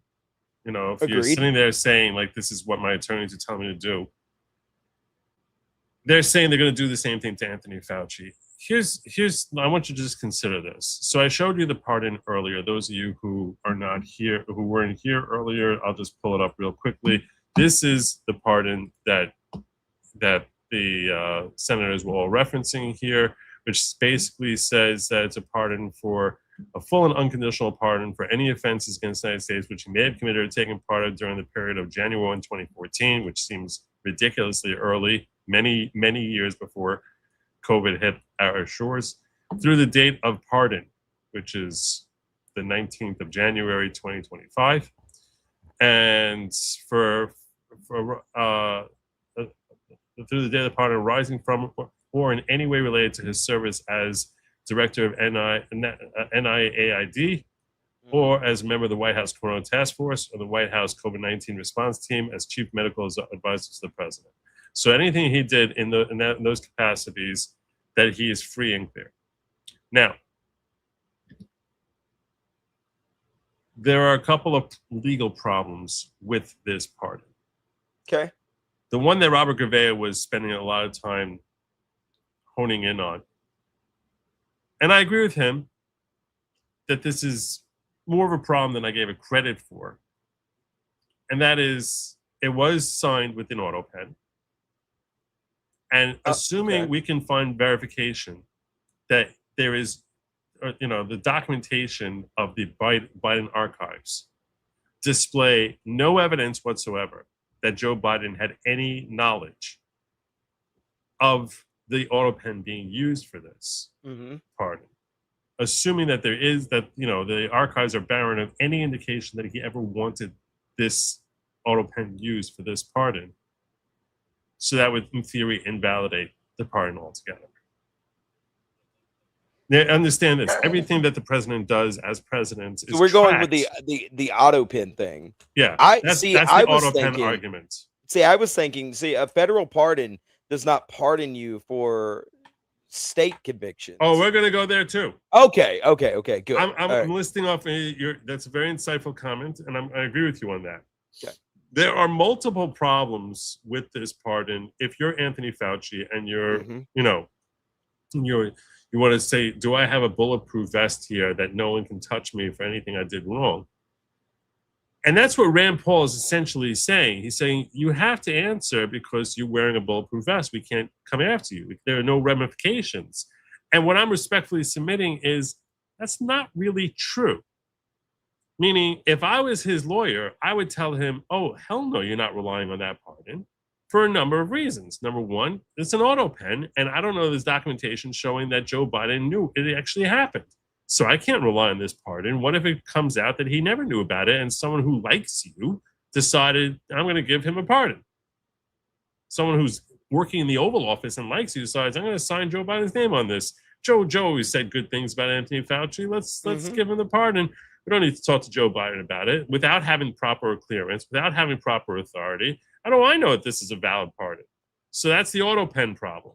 Then there's another problem, which you're pointing out, which is what's to stop this some prosecutor from the state of Texas bringing state charges against him? Yeah. Or that's state of Florida. Yeah, that's where I would go with that if I was a lawyer. Yeah, because it just covers federal charges. All you're doing is pardon from federal charges. But what if there's state RICO charges? We saw how Fannie Willis went after Trump in Georgia under state RICO charges. Yeah. You think there aren't state RICO charges that we brought in Florida? State RICO charges that we brought in Texas? The problem is, though, Fauci is answering questions on a federal level, which it does not allow him the Fifth Amendment as long as they're within that 2014 up until now window. So he doesn't have that right to evoke the Fifth Amendment. They can hold him in Well, contempt. that's the thing is he arguably you can make a claim that he does not have the right. I'm saying morally and ethically, frankly, I want defendants in his position to still have that right because they can be exposed. Yes. So the law actually seems to be against Fauci if we look at legal precedents. Mm-hmm. Whenever I'm covering this sort of stuff, when I'm talking to my audience, I always want them to understand, here's what the law is, here's why I have problems with the law. So you understand my philosophical perspectives as to it, and I'll explain to you, this is why I have a problem with it. So we see this happen all the time, that there's different sorts of protections that a witness who's being called upon to answer questions can be promised. So for example, you can grant immunity. We can have them sign a non-prosecution agreement. Different things that district attorneys, different carrots that they wave in front of witnesses. And like, now I want you to testify against your friend. And now, under the law, you're obligated to testify against your friend. And you cannot say, I refuse to testify because I might be incriminating myself, because we say, well, you're not incriminating yourself because you have this protection.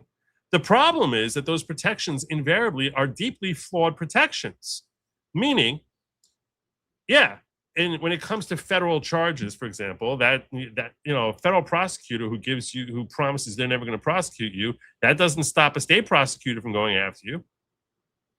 That even doesn't protect you from another federal prosecutor in a different jurisdiction going after you. Ghislaine Maxwell, right? This woman was specifically referenced, I believe, by name in a non-prosecution agreement that Jeffrey Epstein signed. That when he signed the deal in 2008, he's like, you're not going to go after these two people or anyone else who worked with me, in exchange for me agreeing to this stupid, ridiculous, insane deal that I'm getting from a district attorney Acosta. So, and that was signed off by the district, but that was signed off by the prosecutor. Yep, you're free and clear. We're never coming after you. Well, then he's prosecuted. That was down in Southern Florida, District of Southern Florida. Then you got prosecutors from Southern District of New York, and they say, well, that's not binding on us. That's binding on Florida. Mm-hmm. But we can come after him in New York for any crimes because we're not bound by that. And he was dead. So when he was dead, they said, okay, we're going to go after Ghislaine Maxwell. Now the lawyers all come up there like, what are you talking about? There's a non-prosecution agreement that's protecting her. She's protected. And the judge agreed with the prosecutors, saying the only one who is stopped under that deal from going after her is Southern District of Florida. But if they committed crimes here in New York, you can go after them for those crimes in New York. Well, What do they do? What they do is they basically say, he's doing all this stuff down in Florida and making phone calls to New York. So that's why we have a connection to New York.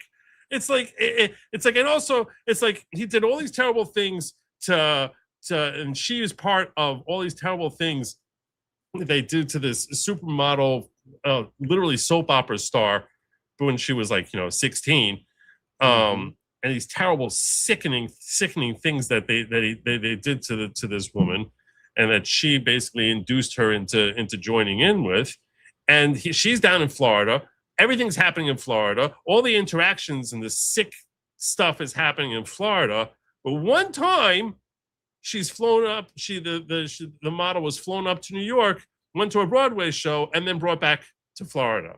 So based on that, that's where they're saying now we can go after you in New York. It's like if you actually can puncture so many different holes in these different prosecution and non-prosecution agreements and these different immunities, these different pardons, then how is it that the court can say, well, you're protected, now you have to answer questions? That doesn't seem fair or reasonable, that you're putting a defendant in a position that I now am forced to incriminate myself. And yeah, I can't be prosecuted by this schmuck, but I'll be prosecuted by that jackass instead. Yeah. And you're saying, because this schmuck is asking me questions and he's not coming after me, now I have to incriminate myself and expose myself to a problem coming from that jackass down the road 10 minutes from now. And under the law, he's obligated to do it. And to me personally, I don't think it's fair. I think it's wrong. I think it's a violation of Fifth Amendment rights, due process rights, But that does seem to be, there's a lot of precedent which says he has to answer. I happen to think it's a sucky element to the way our law works. Yeah. And I think that it's wrong. It's somewhat immoral, but that is the way our law works. And to the extent it's going after this scumbucket who basically destroyed the planet, I'm like, yeah, okay, go after him. You know, but Joe, he wanted to meet the Kardashians. Have you ever thought? I mean, honestly, man, like you're sitting here and you're worried about like Meemaw down the street that was in a nursing home with a bunch of like random COVID, patients, instead of realizing Anthony Fauci really wanted to meet the Kardashians. You're not thinking about how else would he do it unless he can kill 1 million Americans? Joe, how else am I gonna meet the Kardashians, huh? What else do you think? Give me some other way that I was gonna do that. They went around during the AIDS epidemic. What's the matter, Joe? What? What's the matter? No, I see that look on your face. You okay? You all right? You really got a problem with me and my was celebrity. Something was just coming up in my stomach.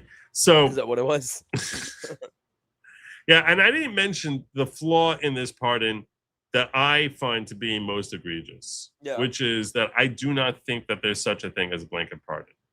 I think that if any prosecutor actually had the cojones to look at this, that the president, even if he knows what he's doing, even if it wasn't a vegetable like Joe Biden, but it was someone who's completely coherent, does not have the right to say, I absolve you of everything that you did in this role for a period of time.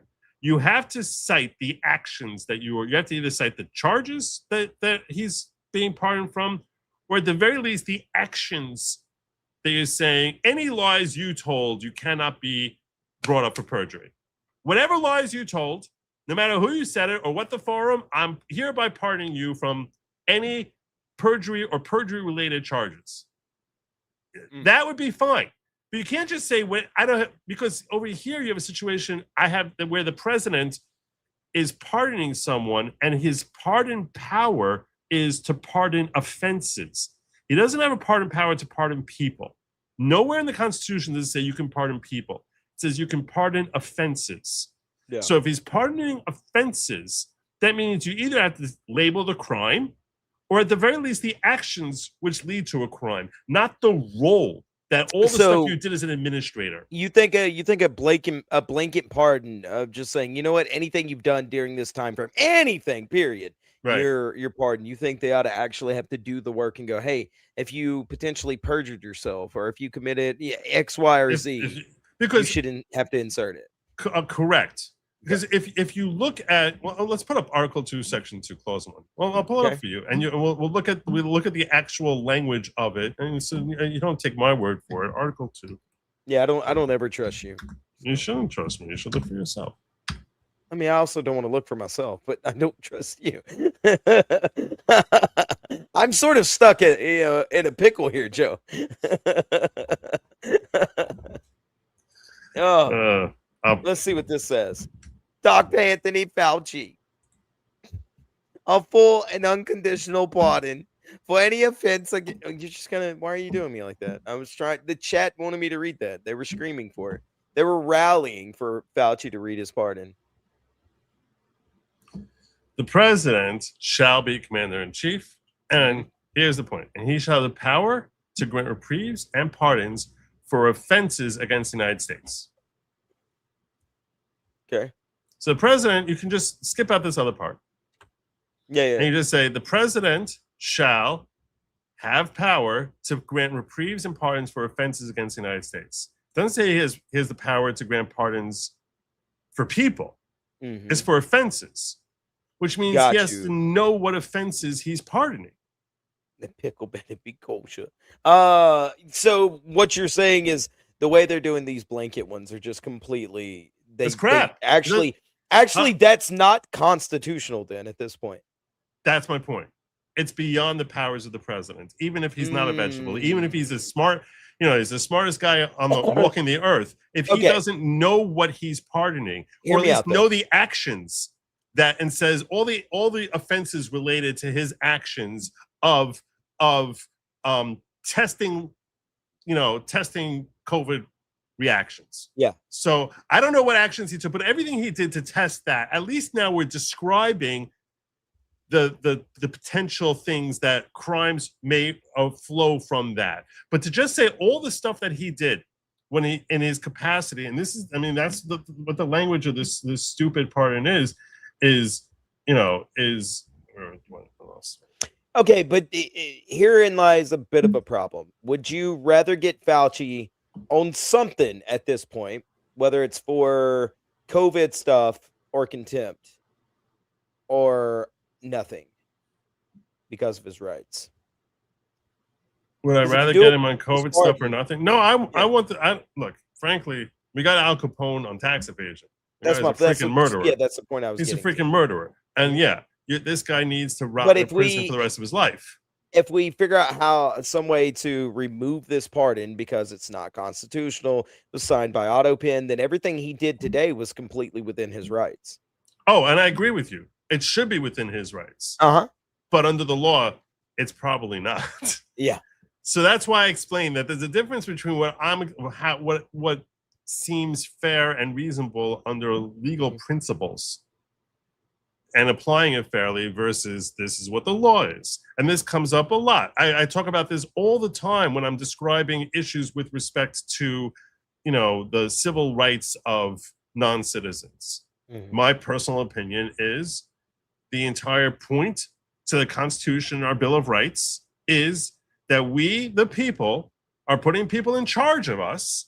And Yeah. we're saying, while you're in charge of us, we need to have you in that role, but you're limited in how you're going to deal with us who put you in charge, that we're not giving you authority, that when you're dealing with us, that you can force us to incriminate ourselves. You cannot force us, you cannot take away our guns, you cannot infringe our rights to freedom of religion and Mhm. freedom of speech, Assembly, and speech. freedom and right of assembly, Mhm. and all these different things, and you cannot deprive us of a right to attorney, that we are putting you in that power, Yeah. but you're still we're not giving you that power to take that from us. What about if you're dealing with someone who's living in a house next to me who's not a citizen? Well, they didn't put you in power.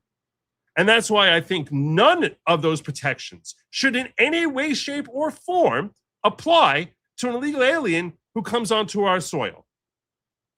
Because the only reason for it, I understand, and the leftists who want to give powers away to everyone, what they will say is, well, it's endowed by the creator. They were made by the same creator who made you. So why shouldn't they? These are inalienable rights. So what gives you the power, authority to take those rights away from you? That's what the logical argument to throw back at me is. And what I would say to that is that's the genesis of recognition of that. But the genesis of that is I need to put people in power to protect me. And if that's why I'm putting you there. So to the extent you're there to protect me, the citizen, I am not empowering you to come after me, the citizen. So yeah, that might have been the genesis, but we actually put into print was that you can't take these rights away from me, but you could take it away from someone who's not a citizen. And that's why I don't think that illegal aliens should have any of the civil rights that are afforded to us under the Bill of Rights. None of those protections should apply to them whatsoever. Nothing in the Constitution should have anything to do with these scum who break in here and basically break into my house. You're going to say, if I make a rule in my house, okay? I make a rule in my house, and anyone go into my refrigerator, and anyone who's visiting my house, or I welcome into my house, or my family, you can go into my refrigerator and eat whatever food you want out of there. Does that mean someone who breaks into my house? Like, yeah, you too, go ahead. Go ahead, eat my cheesecake. Go for it. No, it's retarded. Nobody It's wants to retarded. eat your cheesecake, Joe. It's not. It's Trust from me. Jersey, not from New York. I've got a hot take. Sure, I agree 100% that any sort of foreigner like that should not have rights in the United States. You're not a citizen. You shouldn't be afforded them outside of any sort of basic, ability to live here.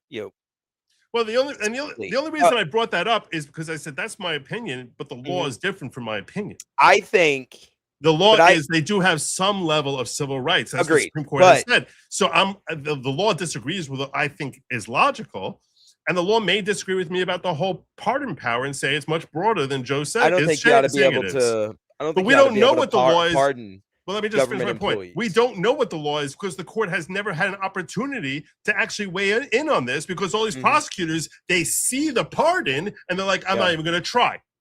So if you don't try, it never gets before a judge. And that's why I'm saying it needs to be tried. Yeah, you're right. It's never really been pushed to the limits of the Supreme Court of what do these pardons have the power to do and not to do. We've Right. never once. And Oh, that is actually very logical. Okay, And that was Yeah. the point. That was the point I was making to Robert Gouveia. And Yeah. I said, if you're Donald Trump, you should be looking 3 steps ahead. And he probably, everyone says he's playing 4D chess. Well, if you're playing 4D chess, you got to say to yourself this: hey, when I'm leaving office, what's going to happen to my family? Well, these a-holes who basically were killing themselves to try and throw me in prison, to bankrupt me, to invent new laws and bases to have someone get a $95 million judgment against me and rewrite the laws for the state of New York, where any crackpot can come after me and try and stick their hand into gobs of money from my pocket. And they try and throw me in prison in jurisdiction after jurisdiction by inventing new ways of understanding the law. So they're definitely going to be doing that to Don Jr. I have to worry that they're going to do it to me. They're going to do it to Don Jr. They're going to do it to Eric. They're going to do it to Barron. They're going to do it to Ivanka. They're going to do it to Jared. They're already trying to do it to Barron right now. Have you not heard that? No, I didn't hear that. They're trying to tie him to the Andrew Tate stuff. They won't hit. I swear to God, they want him to come testify on the Andrew Tate stuff. So they're going to do that. So what are you going to do if you're Donald Trump? You're going to do what Joe Biden did for Hunter. You're going to give your kids. In January of 2029, you're going to issue a blanket pardon to your kids. And you're going to say, hey, kids, don't worry. Legally, I'm insulating you. Here's your pardon. Yeah. And now you can wear this as a bulletproof vest. Well, don't you want to know if that bulletproof vest is actually any good or not? So when you want to test a bulletproof vest, I'll ask you right now, if you invented a brand new bulletproof vest tomorrow and you have a choice, you can either put that sucker on your own chest and have enemies take shots at you, or you can go to your enemy, say, hey, here's this new bulletproof vest I invented. I'm going to throw this on you, and let's test out and see whether or not it's any good. I'm going to take shots at you. Would you rather do it that way, or rather have your enemies taking shots at you? I don't want to test anything. Exactly. Ever. You'd rather be holding the gun. Yes. And taking the shots. Mm-hmm. And so now when we're trying to figure out how strong is this blanket pardon, is it a good pardon or not? Wouldn't you rather have those shots being taken pow at Anthony Fauci rather than testing it for the first time and seeing does it really work when it's your son who's now being prosecuted and he starts waving his blanket pardon, and then have the court come up and say, oh, there's no such thing. That's not good. Doesn't do anything. Yeah, I was going to say, I don't think politicians or government employees should have pardons, period. Well, that's my moral question. argument. I think once you step into that role and you're doing that, you should be answerable. You should be held. You're holding yourself at a higher regard. You think that you're responsible and morally righteous enough to do a job like that as a servant to us, and you should not be able to be pardoned in any shape, form, or fashion in that way. Now you could say, okay, well let's give it to like you could still pardon families or whatever, anything like that. But like the others, no. People like Fauci, people like the president, I just don't think so. Yeah. I think that would be a nuclear option at that point where you would stop people from going after Trump because, well, then guess what? You can't pardon you and yours, Biden, and just wait, see what happens. That's my opinion. But yeah, it's crazy. I never even thought about the blanket pardon situation. Has never been tested at all. There's never been a case.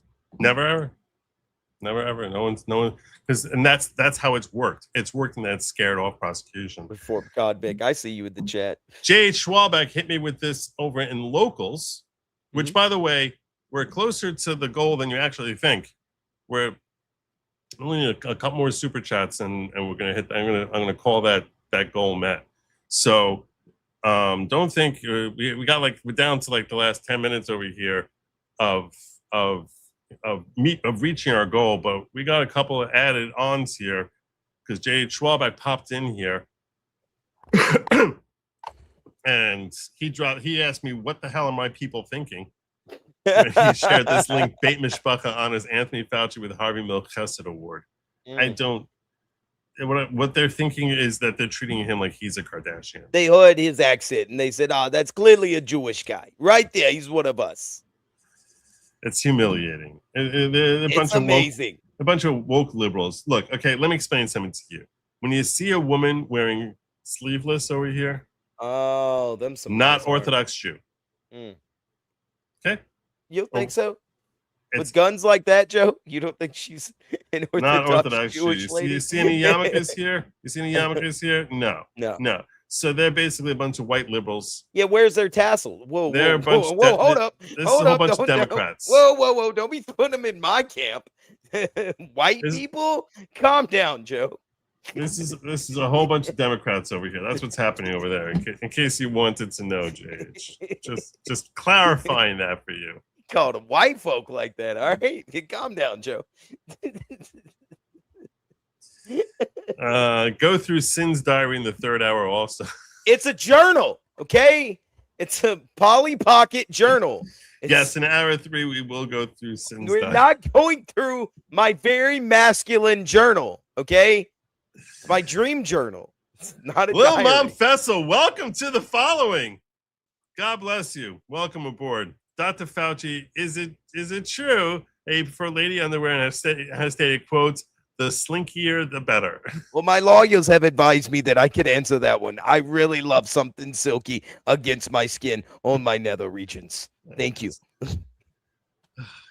That is how he talks, man. I'm not trying to do a Jewish accent for if you. you play his exchange with Rand Paul.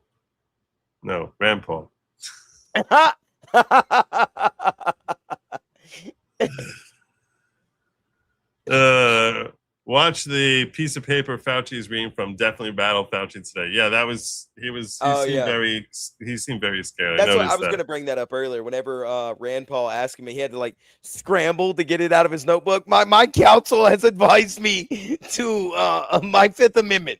Oh, I almost forgot.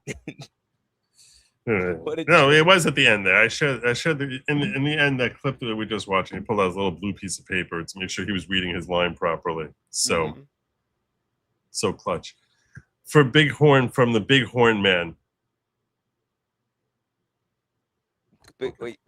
Okay. Thank God Fauci is white. If he was Somalian, none of this would even be an issue. Locals and Rumble are a tomorrow night thing. It's not tomorrow. It's not tomorrow night. Also, fan says Jewish rap version or Fiddler is Joe's style. Jewish rap version or Fiddler is Joe's style for an intro song. I have looked at the whole klezmer thing. I should probably just like spend like a half hour with you guys just saying, okay, let's have a vote. Like this style, that style, and like basically because I've been trying so many different styles. I can't even tell you. I really did like the ska one tonight, but I was too busy talking about the Harvey Levin thing. I didn't hear it. Oh, shut up. We didn't even look at the Harvey Levin thing. KH saying he makes my skin crawl. That's another $10 one. We're so close to the goal tonight. Brazilian says what? How far are we, Joe? I have us now at 11. All right. And I even said yesterday, if we get close, I'll probably we're 4 away. Yeah. Brazilian says his lawyers are smart to tell him if the pardon is found not to be good because it's a blanket and not a specific crime they could use today against him. I agree with you, Brazilian. I think that he could be prosecuted in state. Even if I think it's good lawyering. I think it's cowardly on his behalf, though, because you just don't have to lie. Also, he didn't have to do any of this, make $1 million off of all these grants and things like that. It is wildly insane that this would happen. Yeah. Oh, well. We never got to the Harvey Levin thing. This is where it is. You got some gifted memberships there, Joe. I did? Mm-hmm. Ryan Oldenkamp gifted 20 memberships. Wow. See, that's the kind of love I'm talking about there, right there. Brian coming on in here. God bless you, brother. Thank you so much. You got J-Man Truth Seeker, Suzar, Karen O 8634, Ken Cross 5045, Sledge-O-Matic, War 5561, CSCR 1UF, KP Times 9043, Lisa Loving Life, Gonzo B, The Real Kara Fro, Mr. J 7557, Traces Stevens 881, Fly on the Wall, Fancy Nancy, Mary Benedict, B Brutin, Silent Chaos DK, Katie Thompson 6294, Alex Tuckerson, Jennifer Hill, Dread Clown 997, Wow Life is Rough, and then Bonnie Land 5981. Nope, that wasn't a gifted one. That's just a membership conversation. There we go. Welcome to the following. Please be aware that the following is not all a cult type of call. It's just gathering like-minded individuals seeking greater personal growth through community, unity, learning, and thinking. It would be appropriate if you express your gratitude to Brian Oldenkamp, who is awesome and based and basically said, we have to scream out tonight, go! So I'm declaring the goal met. God bless you, Brian. Karen Cross is finished. Thank you so much, my friend. You got one on In the Ghetto too, by the way. You got a In the Ghetto? Mm-hmm. Duck Fat saying, per your Gouveia appearance, I agree Fauci's pardon should be challenged if no other reason to get on record. Fauci was pardoned for conspiracy to commit mass murder, mass genocide, fraud, etc. Yeah, I'd love that. Yeah, that's what he should be charged with, mass murder. That'd be great. Charge him with mass murder. Oh, he's pardoned. He was charged with mass murder, but he was pardoned. Yeah, man. That'd be amazing. I really do think my stance. I wish we could. Like, if you're in political office, and especially when it comes to something like medicine like that, you shouldn't be able to be pardoned like that. You just shouldn't be able to. It's so apt for doing exactly what Fauci is. Our fear of politicians laid right at bare out in front of you completely. Yeah. Everything that they were saying he did is provable. It's factual. You can see it clear as day. And it is what we all are afraid of, that all of our politicians, no matter what state you're from, no matter what part of the country, it does not matter. Every one of us are afraid that when we vote that guy into office, that's what they're going to do. And Fauci wasn't voted in. He was appointed by our guys and left there for what, 40, 50? He's been there my entire life. Yeah. And I didn't even know who he was until COVID. Mm-hmm. That is, it is insane that some oversight like that, just nobody cared. Nobody ever looked at Fauci and said, wait a minute, this guy.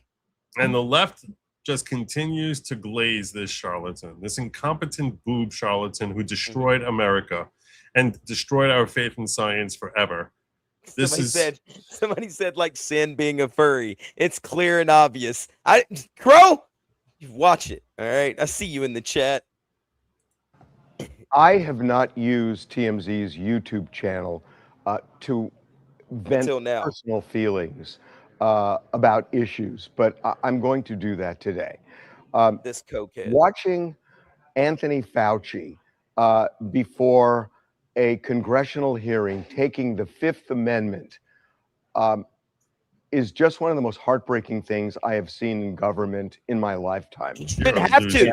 He shouldn't have to, though. If he was just telling the truth, Harvey, he wouldn't have to. Therein lies your problem, you disgusting moron.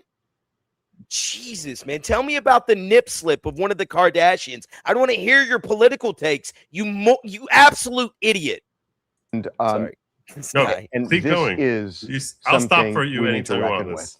That I'm going to say up front, I have problems the way the CDC handled COVID. I think that they did damage to children, to adults, and who are they following?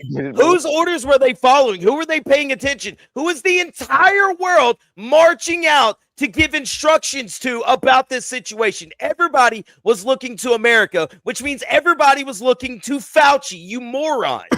And he bragged about how he got all these things passed. He bragged about how he talked all these I politicians. am the science is a direct quote that your guy that you're sitting here with your red, sad puppy dog eyes and your shirt that's 2 sizes too small, trying to moral, just like pearl clutch over Fauci and him having to, oh, I can't believe he had to plead the fifth today. If he hadn't done anything wrong, you shouldn't have to plead the fifth. Period. End of story. I can't. I think they did it because they were using their judgment and were overprotective. And I think Did you read the diaries? Did you see how disgusting he was? How many times he lied to us compared to what he knew to be the truth?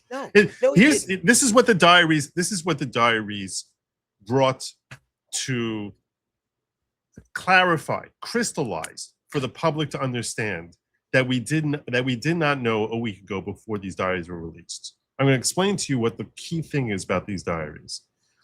All the mistakes that you're identifying here, you could, if you're desperate to try and give Fauci the benefit of the doubt, which many of us on the right gave up on giving him the benefit of the doubt a long time ago, because we're like, how can anyone be competent and be saying the crap that he's saying?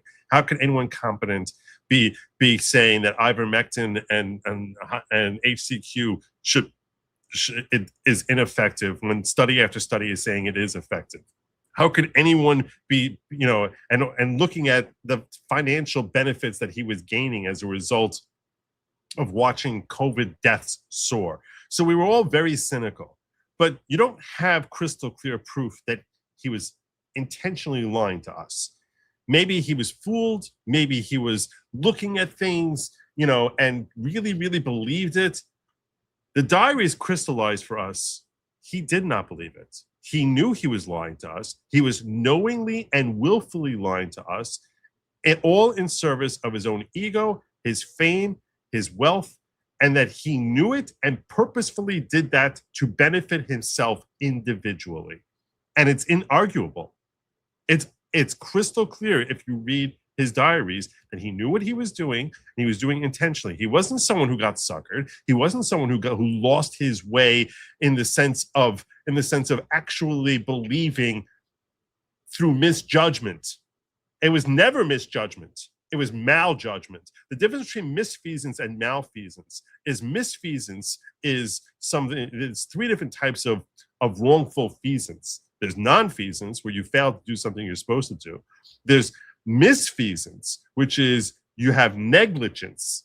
You were stupid. You made a mistake that you should have not made, but you made a mistake. That's called misfeasance. Then there's malfeasance. Malfeasance is you're intentionally trying to harm someone else.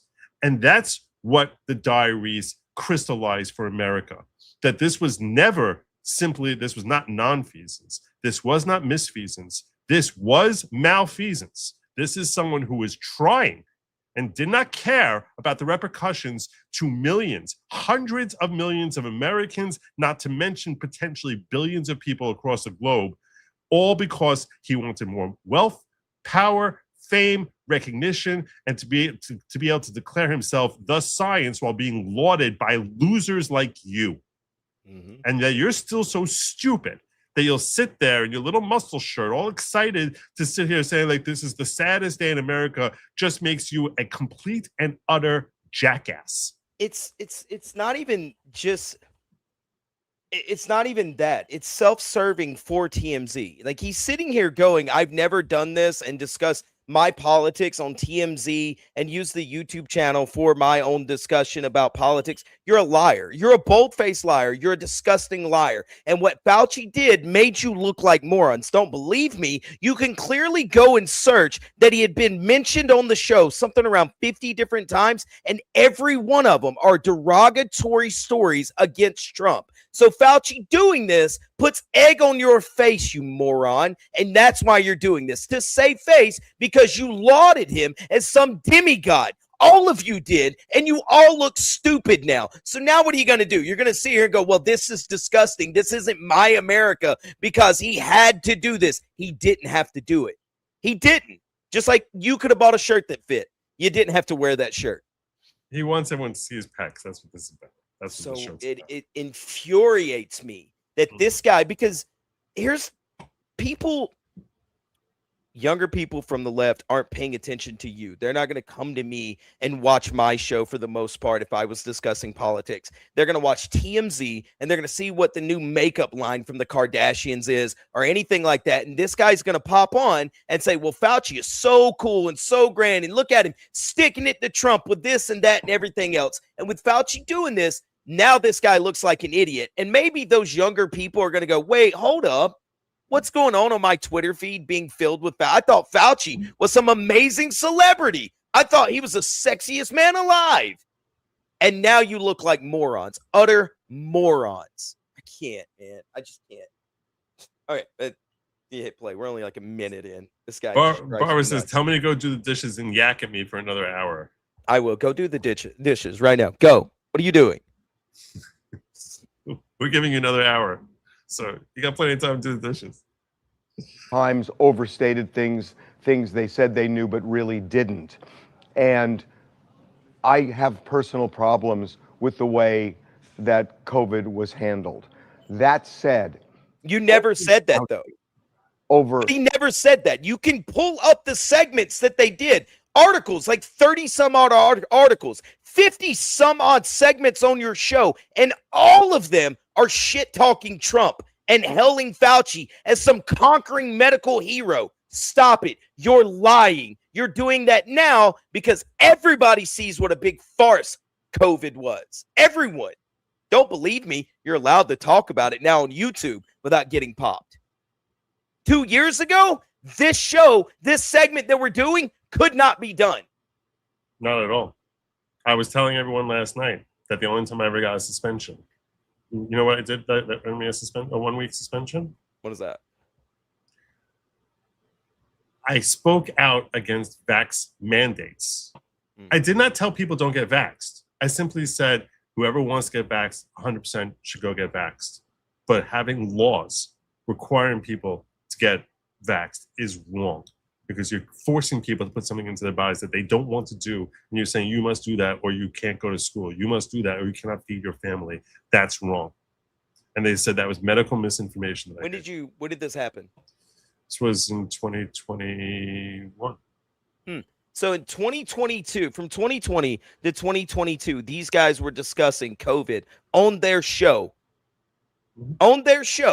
And doing it, these were just exclusive Fauci segments. They were never popped, never removed, never told not to say that, never told you can't speak on this, you can't have your freedom of speech on this platform. And now you're going to sit there and go, well, I didn't really like the way they did things. You're a liar, and you're lying to everyone, and you're lying to a younger generation that right now tunes into you for dumb, like ignorant celebrity news.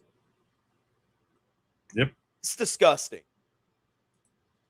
Joe Sin, you gay. The NYPD has on its way. I'm going to order the tracksuit, not a tracksuit with the Texas knife option. Where do I order the pay at hair curls from? Is there an option? There's an option at the bottom of the screen. Just click that one. I'm not selling the pay as hair curls.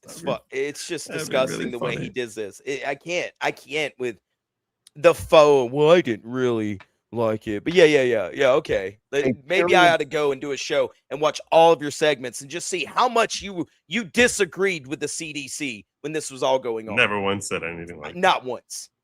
Of decades has been an amazing public servant.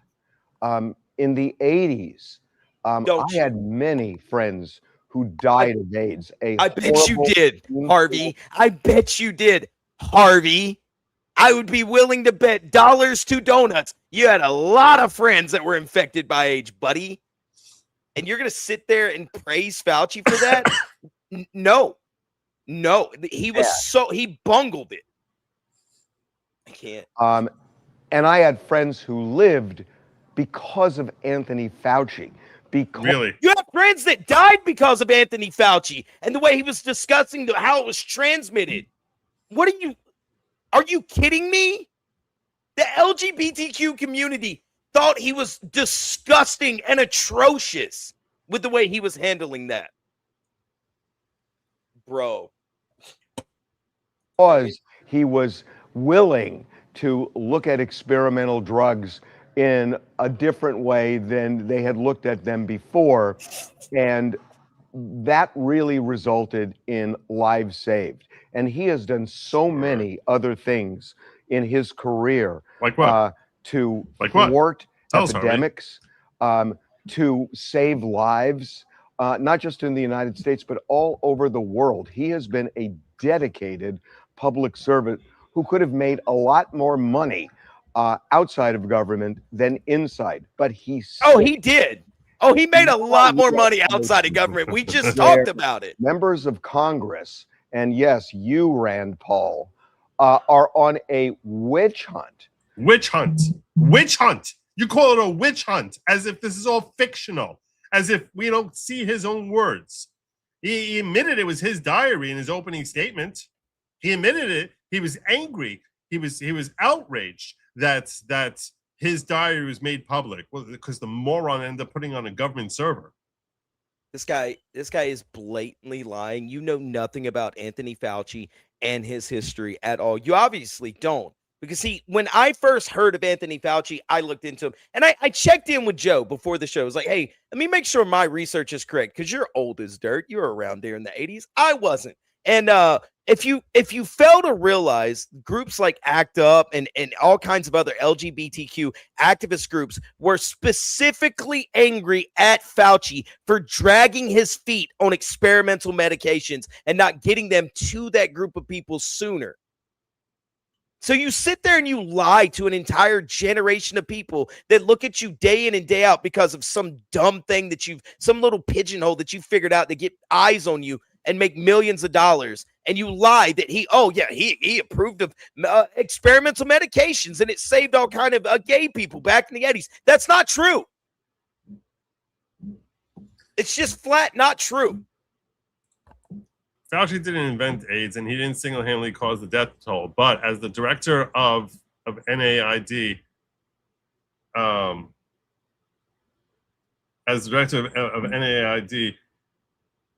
whatchamacallit? From 1984 onward, he was the central federal scientific authority directing the biomedical response. The response was slow, rigid, toxic in its early therapeutics and required dying patients to riot before it became responsive. That is bungling. Yeah. By the late 1980s, gay men and people with AIDS were watching friends die with the research bureaucracy under Fauci moved at an academic speed. Larry Kramer, an actor, called him a murderer and an incompetent idiot in print. In May 1990, they stormed the NIH, specifically targeting NIAID, slow testing of potential treatments, inadequate focus on opportunistic infections, and were actually killing people underrepresentation of women and people of color in trials, and the high price of the only approved drug. Fauci initially defended the traditional controlled trial orthodoxy, expanded access, and the parallel track, getting experimental drugs to patients outside pure research protocols were activist ideas that he resisted until the pressure became politically and morally unbearable. He later adopted and promoted the approach, which accelerated access to later nucleoside analogs. The adaptation is real. Yeah, he only ever changed course. He only ever decided to start using things, I think, like AZT.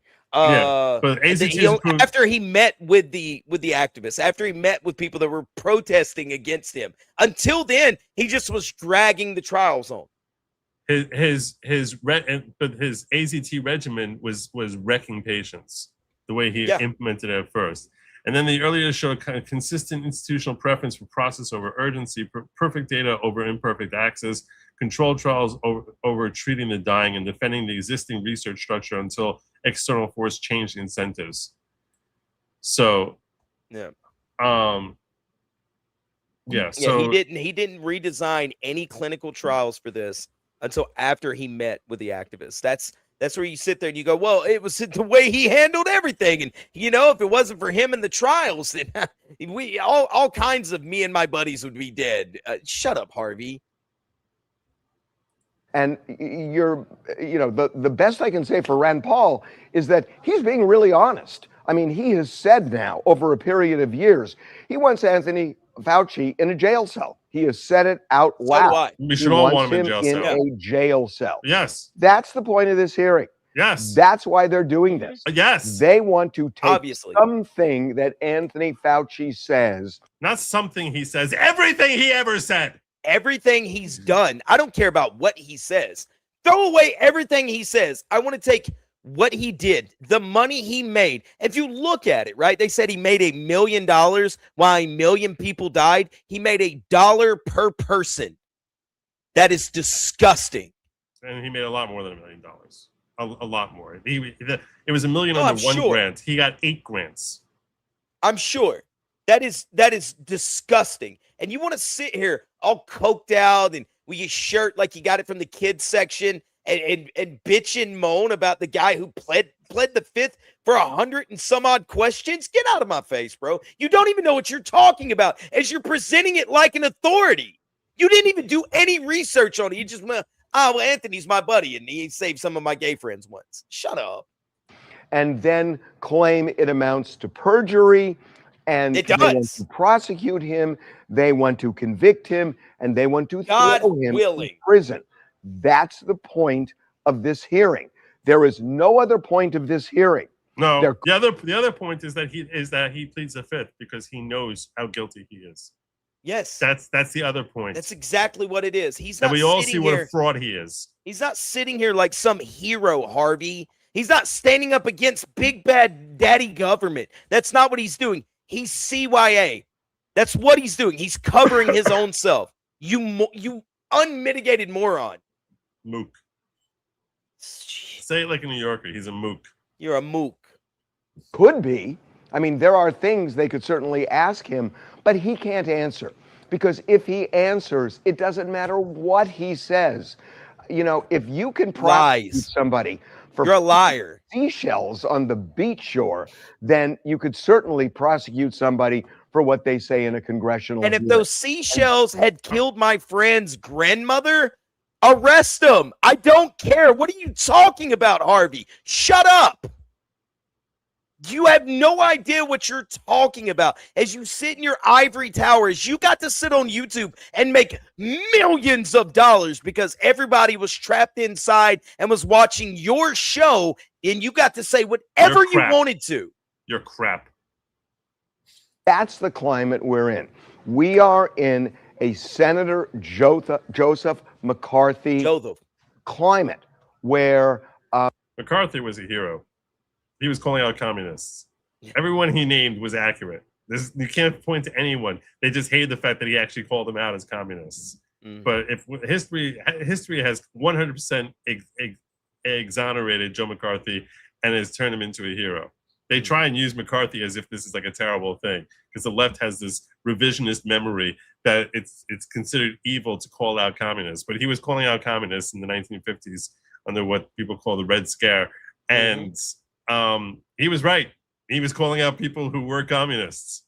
This comes off to me not even like something that he believes in or wants to believe in or cares about whatsoever. It's like, well, whoa. Fauci looks so bad right now. How can we turn the tide so where younger generations don't see what's going on? Because you don't have like 17 to 27-year-old women, which is mostly what watches TMZ, paying attention to the Fauci trials at all in Congress. So this guy comes up here and says this, and they go, oh, well, Harvey's never lied to me. Yeah. Jesus. fear that people have and legitimate fear that they'll end up in prison for what they say, no matter what it is, if they are on the wrong side of somebody in Congress. Which is, by the way, exactly how they treated Trump. It's exactly how they. They're worried. He's worried they're going to do to him what the left has been doing to Trump You're for the exactly last right. 10 You're years. Yeah, Then you're exactly no matter right. what he says or how he says it, it's wrong. He's evil. He's Hitler. Mm-hmm. But doesn't matter. Let's look at it this way, though. A friend of mine, when I got suspended off Twitter one time, he said, and I quote, "Stop committing crimes, stupid." He shouldn't have committed the crimes. Yeah. Yeah, that's the Fauci problem. shouldn't have went around all the systems in order to get those grants. They just want to get him to admit his crimes or catch him for perjury when he denies his crimes. Exactly. Come on, man. Congress or the administration, that they have been silenced. And that's where we are right now. He silenced we all are of in us. Senator Oh my Joseph God, McCarthy territory. He silenced all of us. If you look at the unreasonable deaths, what people had to do, like the video that bothers me, one of the videos that bothers me the most is the grandmother that was in like this shower curtain with like armholes for her and the little grandbaby, so the grandbaby could hug her like that, and she's crying. And I think about that and I go, you're disgusting, bro. You're sick. You don't care. And let's not forget, after everything was quote unquote said and done that they put out on Twitter, people like TMZ and all these lefty media outlets were like, hey guys, we don't forget about that COVID thing, right? Look, things were crazy. We said some things about y'all going to prison, and hey, if you don't get the vaccine, you should probably go ahead and march on out to your gravesite. We can just call it cool, right? We just forget what we said. So you're dealing with all sorts of side effects from a drug that had no side effects, that we told you had no side effects. So you bury countless people who never had to die. So you didn't get proper treatment. So you didn't get proper treatment because we lied to you and told you that those treatments were ineffective. So we made up all this other crap about bleach or other stuff, which was never something that was actually said, and pretended to this day that that's what Trump said.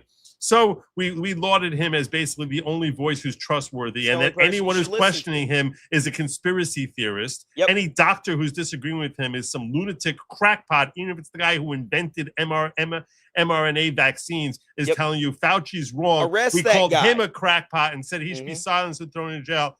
How dare you go through this McCarthy era trying to silence Fauci? You schmuck.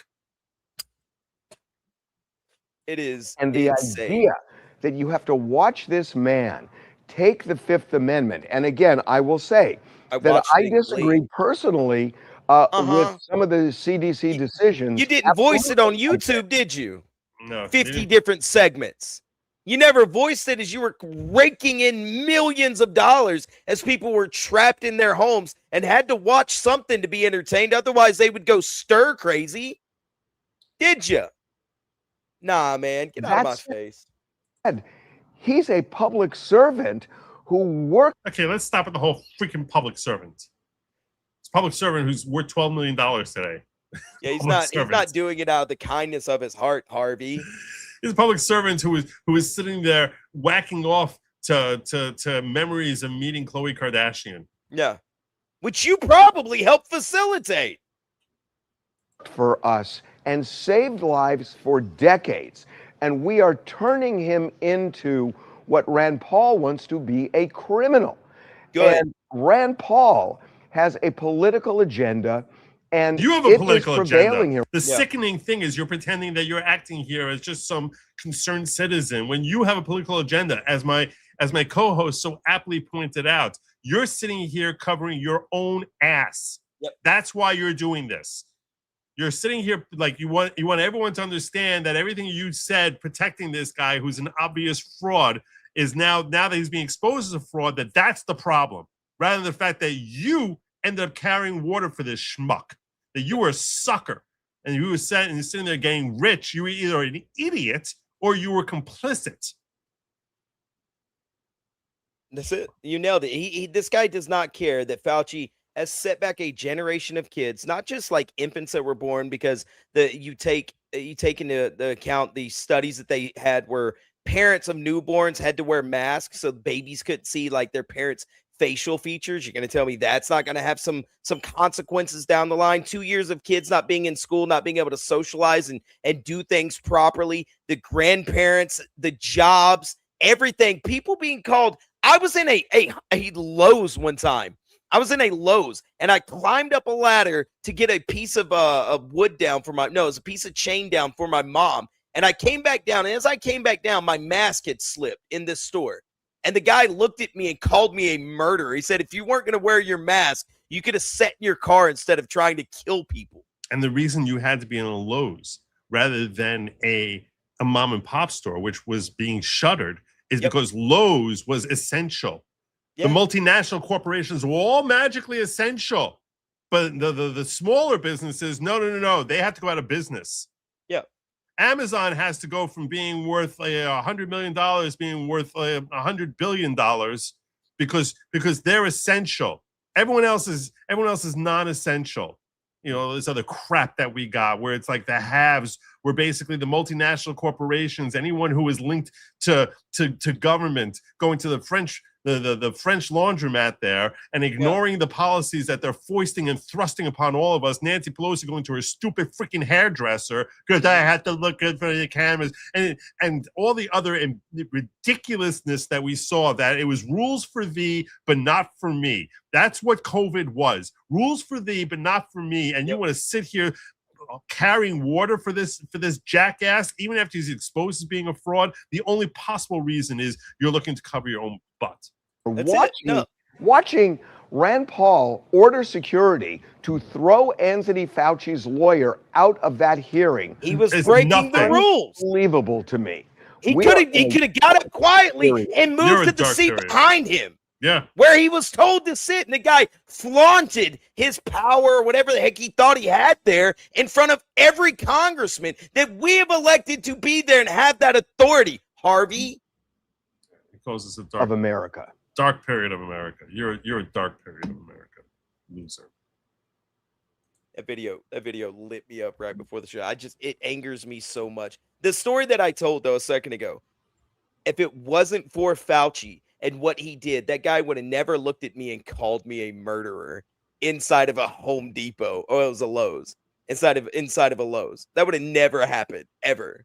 If it hadn't been for people like TMZ, people like Fauci, and all these folks running around saying this stuff. You're crazy. That was probably my proudest moment of you on this show ever. Just the way I feel about this stuff, it angers me. It's like I finally, like the student is finally emulating the mentor. I can't stand these people. I was felling with nachas. I was like, oh my God, this is so good. Oh, listen to him go. Go, Sin, go. That's right. It's like when you see, like, you know, your first grade kid finally, like, you know, like have that back, can square up with the ball, and you're just like, go, dig for two. That's what I was like. That's what I was like watching. I was like, you got this, kid. You got this. That's my boy. I find these people so egregious, Joe, especially when you look at like Harvey from TMZ, because they are talking to your kids. These are the guys talking to your kids.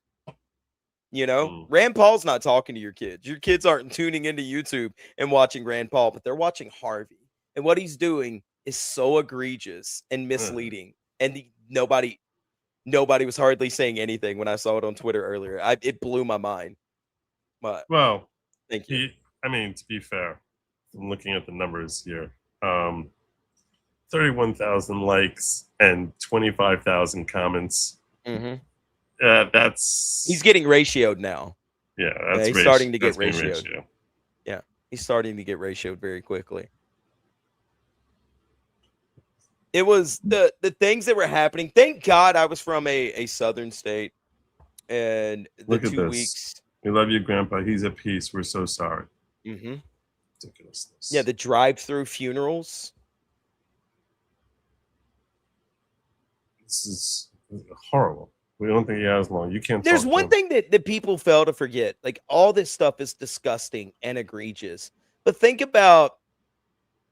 We'll hold his hand for you. F you. Like yeah.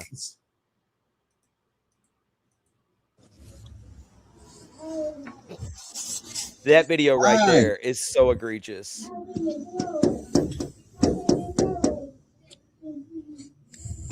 Horrible. This is what Fauci did. This is what they did to us.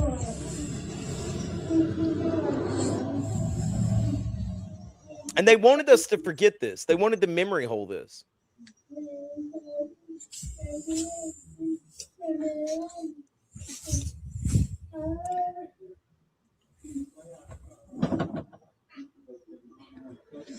Yeah. These videos right here is why I feel the way I feel. It is It's okay. It's horrible. It's like she's trapped in a glass box. She is.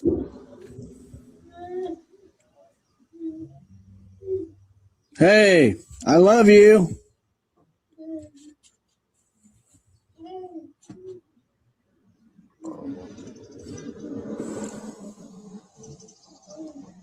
This is Anthony Fauci. Yeah. Anthony Fauci did this. This is his fault. This is what Harvey's trying to I make you wish. forget right now.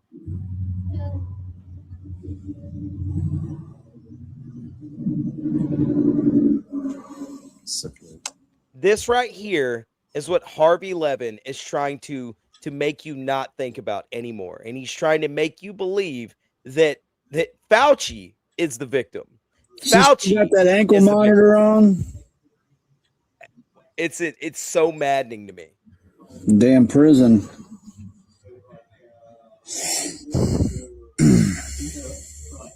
I love you.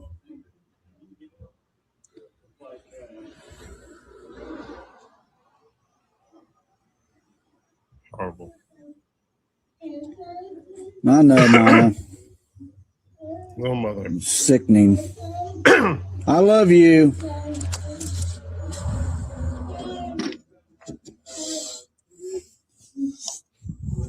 I wish I can change it all. Yeah.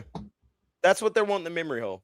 That's what videos like what Harvey Levin just put out is trying to get you to forget about. He's trying to get you to go, well, you know, this poor guy and his rights and this, that, and whatever. He did that. If it wasn't for him, that would have never happened. It would have never happened. And he would have kept it going as long as he possibly could if we would have let him.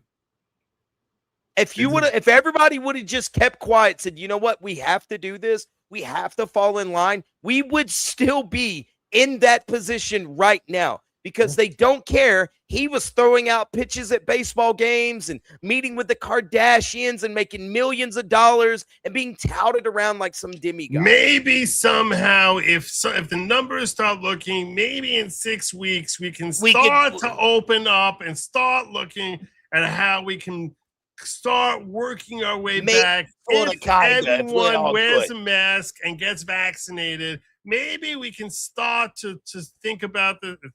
Wasn't the right mask. Look, you got to think about how they overburdened hospitals because hospitals were getting paid for diagnosing COVID. They were getting paid extra money. Oh, yeah. And everyone who died of COVID. Yeah. You got the people having the amount of money people were throwing, like the toilet paper. You remember prices. how, like, literally, if someone got into a motorcycle accident and they came into the hospital on life support and, like, you know, cut up and they were run over by a truck and they had COVID, they'd be like, COVID killed them. Yeah, COVID was hiding behind a bush. I don't know if you knew this, Joe. A lot of people forget that when that motorcycle was going around that turn, COVID jumped out of a bush right in front of him. It was all COVID's fault. That's all of this stuff. I forgot about those lies. Yeah. Ridiculousness. I am the science. I mean, there's so many stories that you could tell, that you could talk about, and not just like broad stories. Okay, there's some of them going on in the chat, and for everybody that dealt with stuff during COVID like that, you lost them or whatever, I am so sorry that happened to you. And the person to lay all the blame on sat there today for hours, over 100 and some odd questions, and plead the fifth. And then you had Harvey white knighting for him. Sickening. Yeah. Sickening. Joe, sinew homo. My brother-in-law died of AIDS in 1987. Yes, I watched him die. Fauci has been an evil force in my family for over 30 years. We've known about him for a very, very long time. I'll be curious to hear Bill Maher's take on this. We'll see. I have a chronic bronchitis from my time in the Middle East. During COVID, when I'd be in public and stuck in coughing fit, people looked at me, acted like I had bubonic plague. Yeah. They'd run away from you. If you sneezed or you coughed, they'd look at you in disgust. Joey and Sin, you know what you've done. I truly love my brother-in-law all the way up to the end. His life choice is not something I would agree with, but still loved him. He was a great person. Yeah. Well, I think we're 2.5 hours in on covering Fauci, and I didn't even get to my second story yet, which is a 15-minute speech from Trump. And I also promised, as part of the goal, which we crushed tonight, I was going to tell you why I was in such a good mood tonight. So I've been very silent about suffering that I've been dealing with over the last 2 weeks. Mm-hmm. One day, in the middle of like the whole heat thing that was going on, the air conditioner in my room started making like a little bit of a weird noise. Mm. Cling, cling, cling, cling, cling, cling, cling, cling, cling, cling. 3 days later, it was like clang, clang, clang, clang, clang, clang, clang, clang, clang, clang, clang, clang. And I was just like, oh my God, like I can't have that going during a show. There's no way. Because it was so loud. It was a buzzsaw. It was like just. So when I was doing this show here, and I'm trying to figure out which air conditioner I want to get, and then the timing of it, because I don't want it to come while I'm up in the mountains, and I go to the mountains on the weekend. Mm-hmm. And then it was just one thing after another. I end up not getting it. And I cannot begin to describe to you how hot it gets in my room. Like so freaking hot. So I would come out here and I would be like 10 minutes into the show, 15 minutes into the show, I would turn off the air conditioner right before I started. And I would just, and quickly the room would start to warm up, and I'd be doing a show and I would feel like I'm bathed in sweat. It was disgusting. It was awful. It was like so unbearable. I was like, what am I going to do? I have to like do a show. I'm the only one here in the house. My family is all up in the mountains. The ones who are, it's really my family is just the wife and my daughter right now. So I'm the only one dealing with this. And I mean, so I finally ordered an air conditioner, and it was, and I was like, I need to get a replacement. But the problem I was really concerned about was I'm up on a second floor here. And I was like, and this is part of like what I was mulling over. It's like, do I want to get someone to install it for me? But that seems really stupid. Yeah. That seems like real. Like, am I that incapable? Seems like it might cost you money. Yeah, I get that. Oy vey. Am I that incapable that I can't install a freaking air conditioner? Window unit, at least. Yeah. It's a window unit. That's what I'm saying. Can I not do that? I can do that. So okay. So the air conditioner comes today, and my son happened to call me from Israel, and we're just shooting the breeze. So he asked me what's going on. So I told him that the air conditioner is coming and I'm going to be installing it, and he starts laughing and laughing and laughing and laughing. And I know why he's laughing. The reason he's laughing is because he's remembering the last time he saw me install an air conditioner. Now, I live next door to my sister. This is relevant here. My sister is amazing and awesome in so many different ways.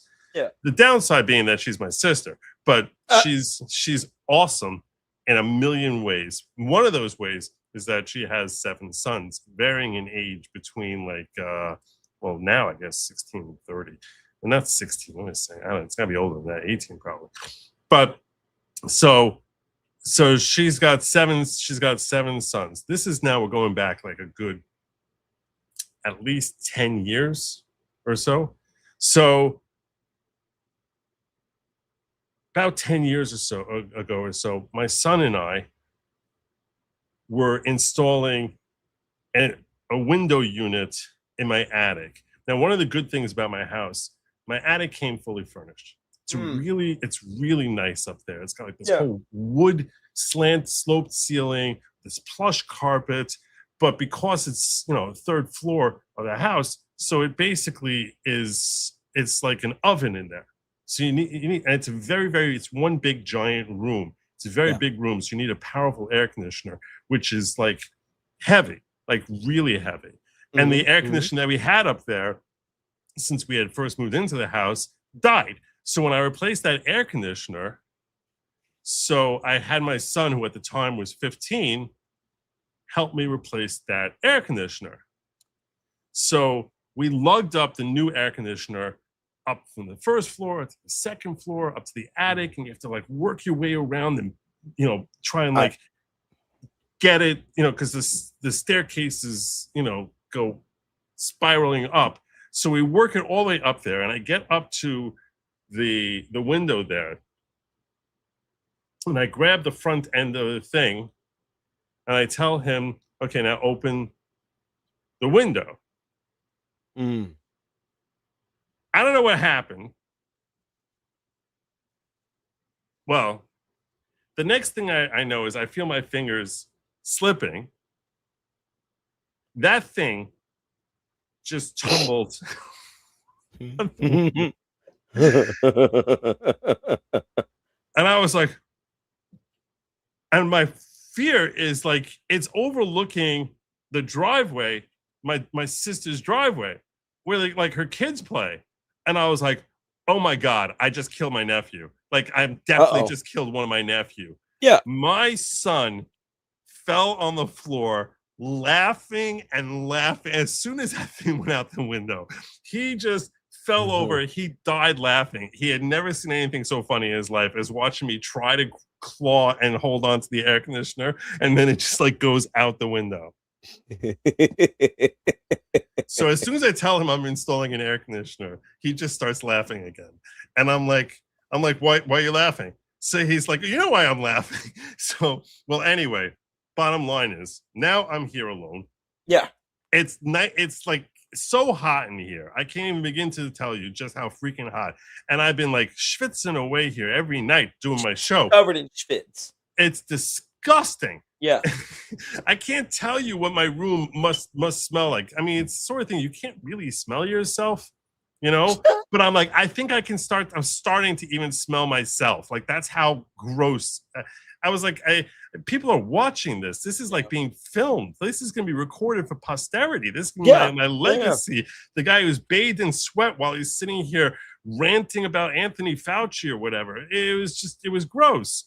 So I was like, I need to get this thing in today. This is happening. Now, it wasn't delivered until 8:00. Oof. Right. But I was like, no, I'm not doing a show tonight without having that air conditioner put in there. So I went to Grok and I was like, Grok, walk me through how I, as an individual now, should deal with, like, should I take out the air conditioner first? How do I get this air conditioner up the stairs? Because I got to get this thing. Whoa. You had Grok give you a cheat sheet on how to install a window unit air conditioner. I want to clarify here. I was really like, I was looking for an inventive way to get this 100-pound machine up my staircase by myself. And I don't have a dolly. So I'm like, why didn't you just get a dolly? You can. I don't have a dolly. And it's 8:00 at night, and I need to start working on getting my show up and running. So I really want to get this thing in as fast as possible. Mm-hmm. So I'm basically, they're like, first thing you need to do is remove the old air conditioner. Obviously. So, and now I'm taking out the old air conditioner, and for one reason or another, it's like logged with water. So I'm like, this is disgusting. This is so gross. And I'm basically, so I'm like, I don't want this thing to fall out the window. So I'm like, I'd have just thrown it out the window. You said it's in your backyard, right? No, it's the lot adjoining my sister's. Oh, I would have just thrown it out the window anyway. Yeah, it just didn't seem like the thing to do. It seemed reckless. And also, then she's going to want me to move it. And it's like, you're going to have to move it anyway. Well, anyway. So I managed to get this air conditioner out of the window, and I'm lugging it, trying to make sure I don't knock over my monitor or anything that's happening here, or get like this dripping stuff all over, like everywhere. And I ended up lugging it into my bathroom. So I was like, let it drain out on the bathroom floor over there. Mm-hmm. And then I start cleaning out the area where the window is. And as I'm cleaning out, I see my nephews, my two youngest nephews, who are like, I don't know, 19 and 20. And they're like, and I was like, hey, can you guys help me out here? Mm-hmm. And they're like, sure. what do you need? So I said, downstairs, there's an air conditioner. Just bring it on up here for me. So they did that. They're great, amazing. My nephews are all awesome. So they bring it upstairs, and I was like, there's just one goal that we have here. The one goal is to get this air conditioner into the window and not go beyond the window. I was like, that cannot happen. That cannot happen. Do you understand me? This will not happen. We're not. I was like, so they're like, no, don't worry. We got this. It's going to be fine. We got it, Joe. We got this. Yeah. We got this. We'll nail it. This is we totally don't need fine. Grok to teach us how to do masculine things. Exactly. Grown Now men. you in got their the 50s. side slide things. So it's like, all right, let's see how to do this. I'm down to an undershirt now because it's like it's hot as Hades in here. So so I'm like basically, they got the wing things, the accordion things. Those are just to fill the gap, yeah. To fill the gap, right. So I slide that in properly. Yeah. I'm like, all right, now we're gonna put this in the window. They carry it over to the window, and they stick it into the thing, and now I gotta shut the window and trap it in place. Exactly, yeah. But their arms are in the way. Oh. So it's like, all right, move your arms around to the sides. Yeah. But now, so they do that, and I push the thing down, and I'm like, okay, so now we gotta just accordion out to fill the thing. Yeah. Yeah.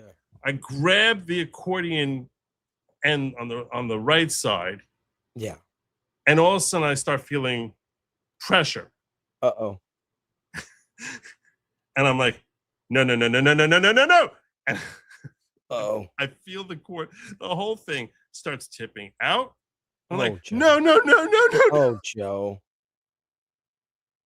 Bam. No, wait, so hold Right up. out the You ended window. up having an air conditioner. Right out the freaking window.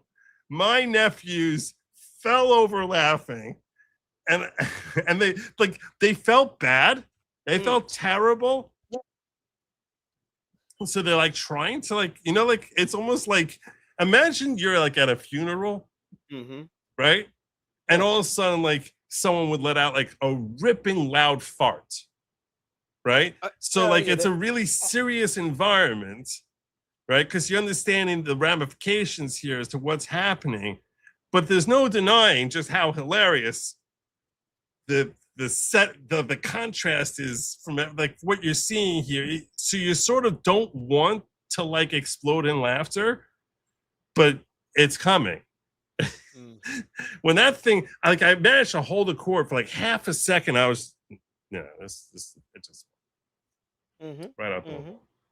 Right out the window. So they're like, I was like, how does this happen? Why has this happened to me? What is happening? This is the one thing I didn't want to happen that I knew was a problem. I'm like, how is this thing supposed to go in without going out the window? How does anyone do this? Now, the answer to that is most people probably put in some sort of brace or something like that. Actually a lot of times they'll put a board outside. Something that's designed. They'd have some guy downstairs with a board holding the lip up.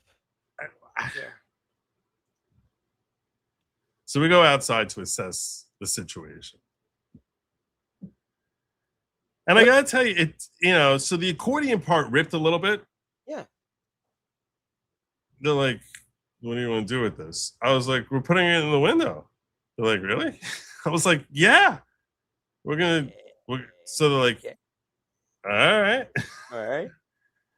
So they bring the thing on up, like lug it up down. So like real heroes, my nephews. So they bring it upstairs, and we managed to get you want to test it out before we try putting it in. I was like, where are we gonna test it out? It's got like a wire that's like 4 feet long. It's got get in the window. Let's get in the window. It's gonna work. It's gonna work. And that is why I'm in an amazing mood. I'm even wearing a freaking sweatshirt. I see that. In celebration of the fact that this frigid air conditioner, which I've been dying for the last week and a half, which went out my window before Yeah. I was able to turn it on for the first time, smashing down on the cement down below. Miraculously, like it was like God came down there with his own fingertips, cushioning the blow to ensure that my Frigidaire air conditioner would still be functioning properly. And right now, it is a cozy 67 degrees in my room, and I feel awesome.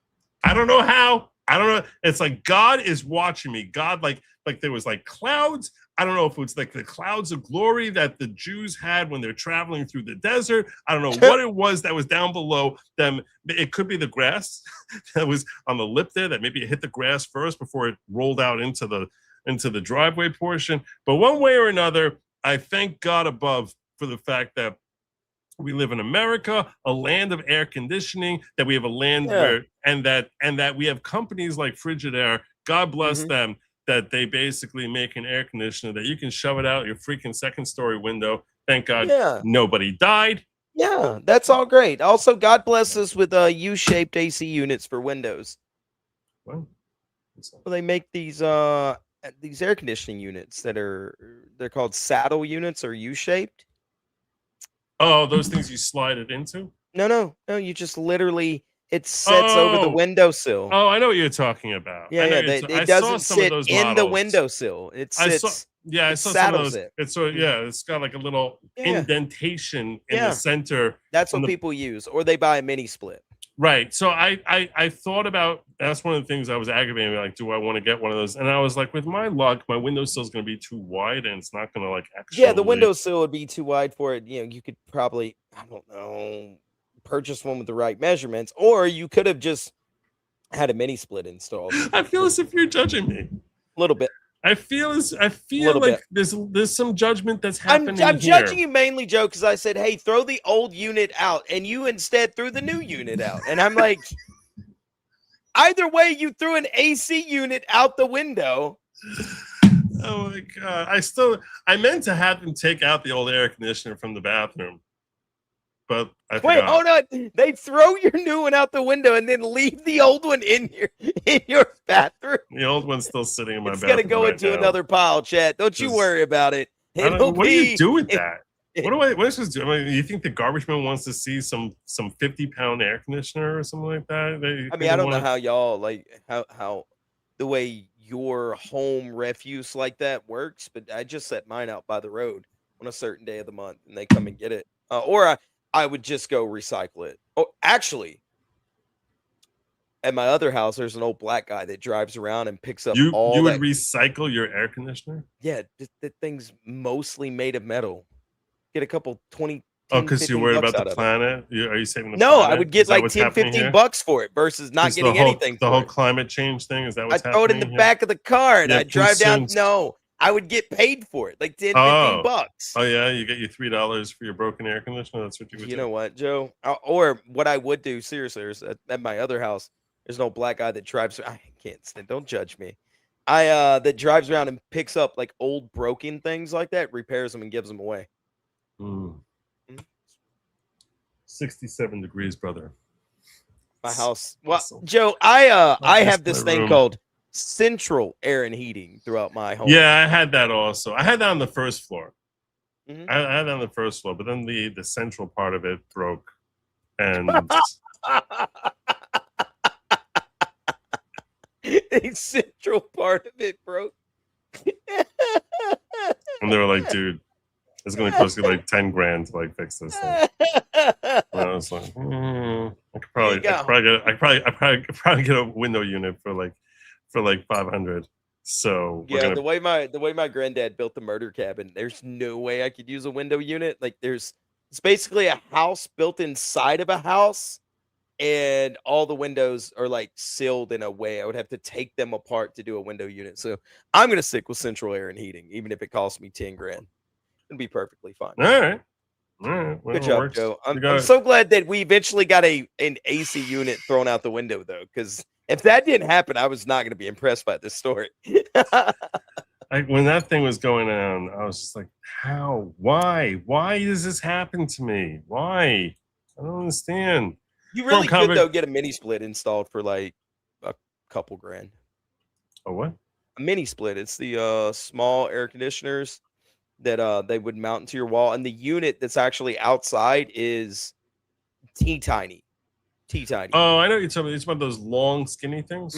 Yeah, Yeah, we have that's those what in I'm gonna do in my Lower studio out back. So, Yeah, those are pretty good. and they're easy to Have install. I ever heard of a portable AC? I have. I thought about getting a portable AC, but I'm like, that's taking up space in my room. That's the only reason I didn't do it. Yeah. I was like, I don't want to be taking up like something that's the size of like a garbage can in my Yeah, I room. take those camping. It's very funny. You're so pampered. You make like, you're like the most pampered guy I like. It was given to like me. rural guy I've ever seen. I'm more Jewish than Joe is. Yeah, seriously. Seriously. Like, I like swear, oy vey, boys, I ain't gonna camp without no AC. this is the only hick I've ever met who manscapes. I do. You're right. Thank you for disgusting. putting that out there, you ass. But no, I do have one of those. It's My, like- my aunt gave it to me. She's like, "Here." Imagine Duck Dynasty people, but they manscape. You'd be like, what the hell's wrong with you? You must be so queer. Come on, man. He's got his like tweezed eyebrows I will be. on his little midget face. When I go to the barber and they ask me, do I want my eyebrows taken care of? I just say yes, Disgusting. thank you. It's disgusting. It's disgusting, sure. All right. Get your nephews to install things for you again. I only have one hand and carry mine upstairs and put it in the window by myself, sir. Stop being a Jewish woman and use your back for once, sir. Sure. Yeah, I'm not doing that. Excuse me, sir. Could you actually be a man for once? Dude, I'm in the second half of my 50s. I'm not doing You're that. being a real Anthony Fauci right now, Joe. Okay. If push came to shove, I would have been pushing and shoving myself. If they didn't come along, I was gonna figure out how to do it myself. You were gonna bad handle it. I got you. Yeah, but once I was like, when you have the Ashkacha practice of like God orchestrating that while I'm doing this, they're walking up their walkway and I hear them talking to each other. I'm like, that's God's sign that, hey, here comes your help. That makes sense. That's sort of what's happening there. Now, in other related news today, so Lindsey Graham is dead. Yeah, I saw that. And Trump gave a speech at his memorial today. Oh, I don't know how much of this will make it through, but we're gonna be. I want to get your opinion of what he said. yeah, He only talks for 15. The video is less than 15 minutes long. So can we do a quick watch? sure. And you tell me if you think this is peak Trump here. Okay. Trump and his alliance with President address those there, the great and the good, not just from Washington, D.C., but From looking at this, can you tell what type of church this is? Like what denomination this is? It could. I mean, from around From like the Catholic. purple and the people who felt they owed Senator Lindsey Graham a debt. he was a gay guy, so it's probably Their like lives. some new age, Listen to what the president has to say. non-denominational Unitarian church. He's not out though. He was never out. I mean, it's the worst kept secret in DC, but he wasn't out. So the church he would attend would not be like the Church of Brotherly Love or something like that. It's not that.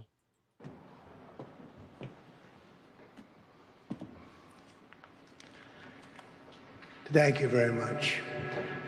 Vice President Vance, members of the cabinet, members of the House and Senate, distinguished guests, Darlene, and the entire Graham family. Lindsay's boyfriend, good to see you. Today we gather in the deepest gratitude and profoundest sorrow to honor a beloved friend, a devoted brother, a respected statesman, a giant of the United States Senate, and a true Giant American gay guy. who left us much too soon. And that can only be the one and only Lindsey Graham. By the strength of his steadfast convictions, the force of his magnetic personality, and the goodness of his noble soul, Lindsey rose from a small town in rural South Carolina, a place he loved so much, to become a constant fixture of American politics at the highest level. and a force to be reckoned with all over the world. For more than 30 years, nothing of consequence happened in this capital without Lindsey Graham knowing about it. Nothing of significance happened anywhere in the world without Lindsey Graham having a view on it. He was And a no real vote messy became law bitch. in the most exceptional republic in human history without Lindsey Graham having a say in it. He would never shut up. He was a man who gave America the full measure of his good and mighty heart until that heart itself just gave out. But even though Lindsey's life was cut short while he was still so full of vim and vigor, there can be no doubt that he lived absolutely to the fullest. He died doing the work he was born to do. He was truly a great politician, serving the country he loved to serve so deeply. He went out at the peak of his career, at the top of his game, as a legend that every one of us, many of us here today, are blessed to know him, and a friend that none of us will ever forget. There was truly nobody like Lindsey Graham. All those ladybugs. His home. This guy, he's sitting here, you know, in eulogy, you know, praising Lindsey Graham. Yeah. Everything you hate about DC, every single thing you hate about politicians in Congress was represented in Lindsey Graham. Yep. Every single thing that makes you look at Congress with utter revulsion was personified by Lindsey Graham. And it's like, look, people don't want to speak ill of the dead, and I get that, you know. So I'm simply going to call a spade a spade. Easy. And I'm just saying, everything you hate about Congress was personified in Lindsey. Agreed. Yeah. And Trump almost, I don't know, knowingly or unknowingly, almost calls that out in a few minutes here. I'm not sure where the quote is, but there's a clip that I saw of something he says that is just like, yep, that's Lindsey Graham. But even here, he's saying like a true politician. It's like, yeah, he was. He was a politician in every sense of the word. If you were up and things were looking good for you, he was going to buddy up to you and be your friend and promote you the way he did Trump during his first term. And if things are looking bad for you, he will turn on you. And that's what he did on Trump. The second that the news media called the election for Biden, he basically started stabbing Trump as hard as he could and distancing himself as much as he possibly could. Everything about him was always a matter of, where is the tide shifting? Let me try and get in front of that. Like a classic politician. Mm-hmm. That's not a leader that anyone should aspire to be. If you ever have aspirations of being a leader, a man or a woman, hopefully a man, and you think that you would be a good leader, you might be, but this is one of the things that we should remember about a really, really great leader. A great leader does not decide what they think about something based on what polls say. A great leader has a vision as to what is right and what is wrong, and will stick to that vision unless there's evidence that comes in to change that. But not evidence being a poll or a target market report, but it's actually that it's like, look, the facts on the ground are actually different about this particular scenario. Things have changed, and our position now based on that should change. But your core values should never change. Those values should be rock solid and never change whatsoever. How those values apply given the context of a particular scenario might be modified very, very, very slightly over time, depending on how facts in the world evolve and change. Now, your vision may be consistent with what the majority of people are looking for, in which case you're the right leader for those people. But if you're in an environment where that's not the values that are shared by the majority of folks in your domain, then you're not the right leader for them. Even if you have greater moral integrity, value, wisdom, insight, whatever it is. That's just not the leader that they're looking for right now. You need to accept that and say, okay, that's not my role. Yeah. But a real leader is not the best leader out there, is not the best leader for every group of people at every given time, because different groups of people, some groups of people are morally corrupt. And morally corrupt people are not going to want someone, by and large, who actually has integrity and is a good person. They need a morally corrupt leader. That's the only person they're going to respond. The leaders should be reflecting the people. And yeah, maybe you can awaken them into repenting or into changing their ways. But a good leader is going to stick to their values at all times, irrespective of what the population is calling for him to do. It's not that, oh, because this is a democracy, that I'm now going to change who I am or what I believe in order to appease the masses. That's not your role. Your role is to pick a vision. And if that makes people choose you, great. And that makes people not choose you, them's the breaks. And you're not the right leader for that people in that time. That's what actual leadership is. You say, here's my vision, spelling it out for you. This is what I'm all about. This is what I plan on doing. This is how we're going to go there. This is going to make our society better, healthier, stronger for you, for your families. This is going to give you more opportunities. This is whatever. And this is, you lay out what your vision is. And if it resonates, it resonates.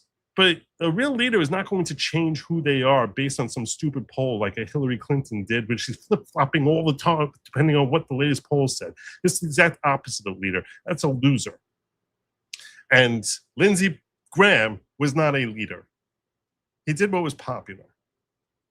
So he was your classic politician. And it's a shame that it's like the way they talk about him as if he's some sort of heroic figure, public servant. It's not public servant when you're dying to get in there. It's like you're not a servant.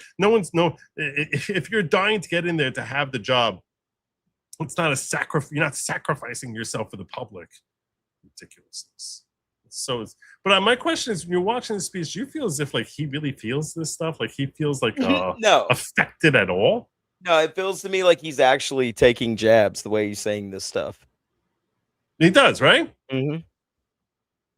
It feels as if he just, Didn't get anything I've got to done. do this. I've got to do this. I'm going to do it. Yeah.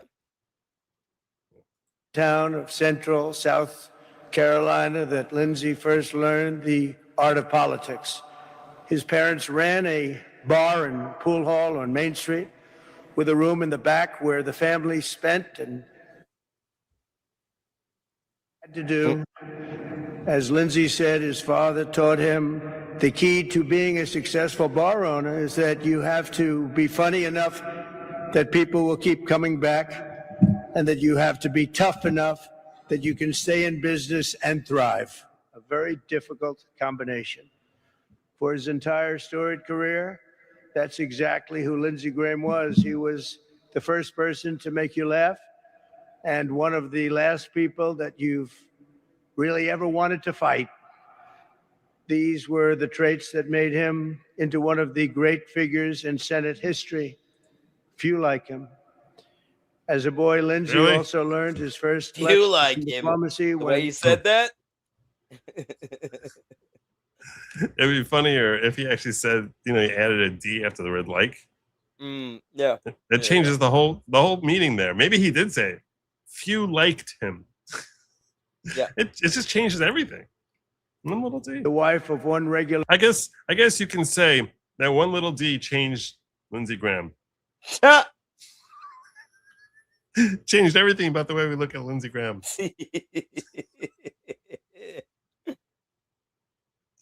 A patron called the bar asking for her husband. She demanded to know, where is he? The man instructed Lindsey, tell her I'm not here.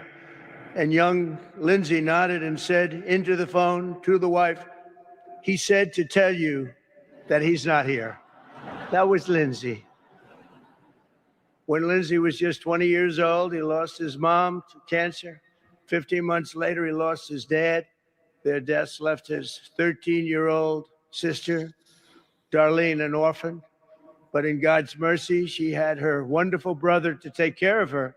That's something On noble. top of it all, Lindsay became her guardian while still in college and helped raise her. He later said that for all his achievements, and he had many, his single proudest accomplishment in life was how well Darlene turned out. He had total respect and love for Darlene. Nothing could be more fitting than that woman who was Lindsay's proudest legacy now continues his legacy of service in the U.S. Senate, a place that he cherished. And I have no doubt that he's looking down today, beaming with pride at his sister, Senator. Or looking up. Yeah, it's probably the more apt direction. Possibly looking up. Darlene Graham. Thank you, Senator.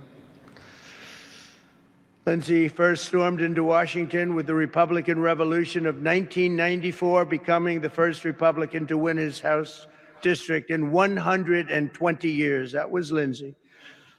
In 2002, he ran for the Senate in what should have been a loss, and he swept to an easy victory.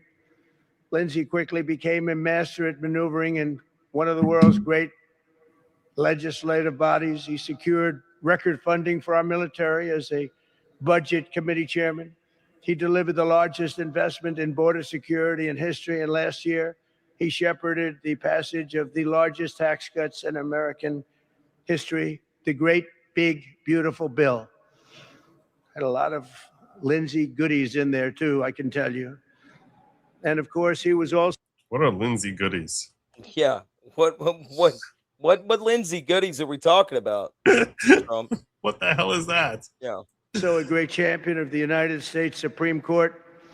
His impassioned defense of a wonderful person, a great gentleman, Justice Kavanaugh, ended a disgraceful attack on this very good man and gave us one of the greatest moments the Senate has ever seen. It was a truly monumental moment in Senate history. I believe it was Lindsay's perhaps finest hour. But no matter how heated things got in Washington, virtually everyone, Republican or Democrat, liked Lindsay. Well, not everybody, but it sounds good. Not everybody. He was a tough cookie, okay? I have to be. He was a very tough guy. He was. He could really take a pounding. But he was beautiful. What's the matter, Joe? But he was also ready with a joke and a gleam in his eye after being lectured on the excruciating details of patent law by a fellow. I want to be clear here. I want to be clear about something. I'm not looking to demean him because he's dead. I'm simply not going to deny who he was because he's no longer breathing. I don't think you're honoring someone by putting on airs about who they were just because they're no longer alive.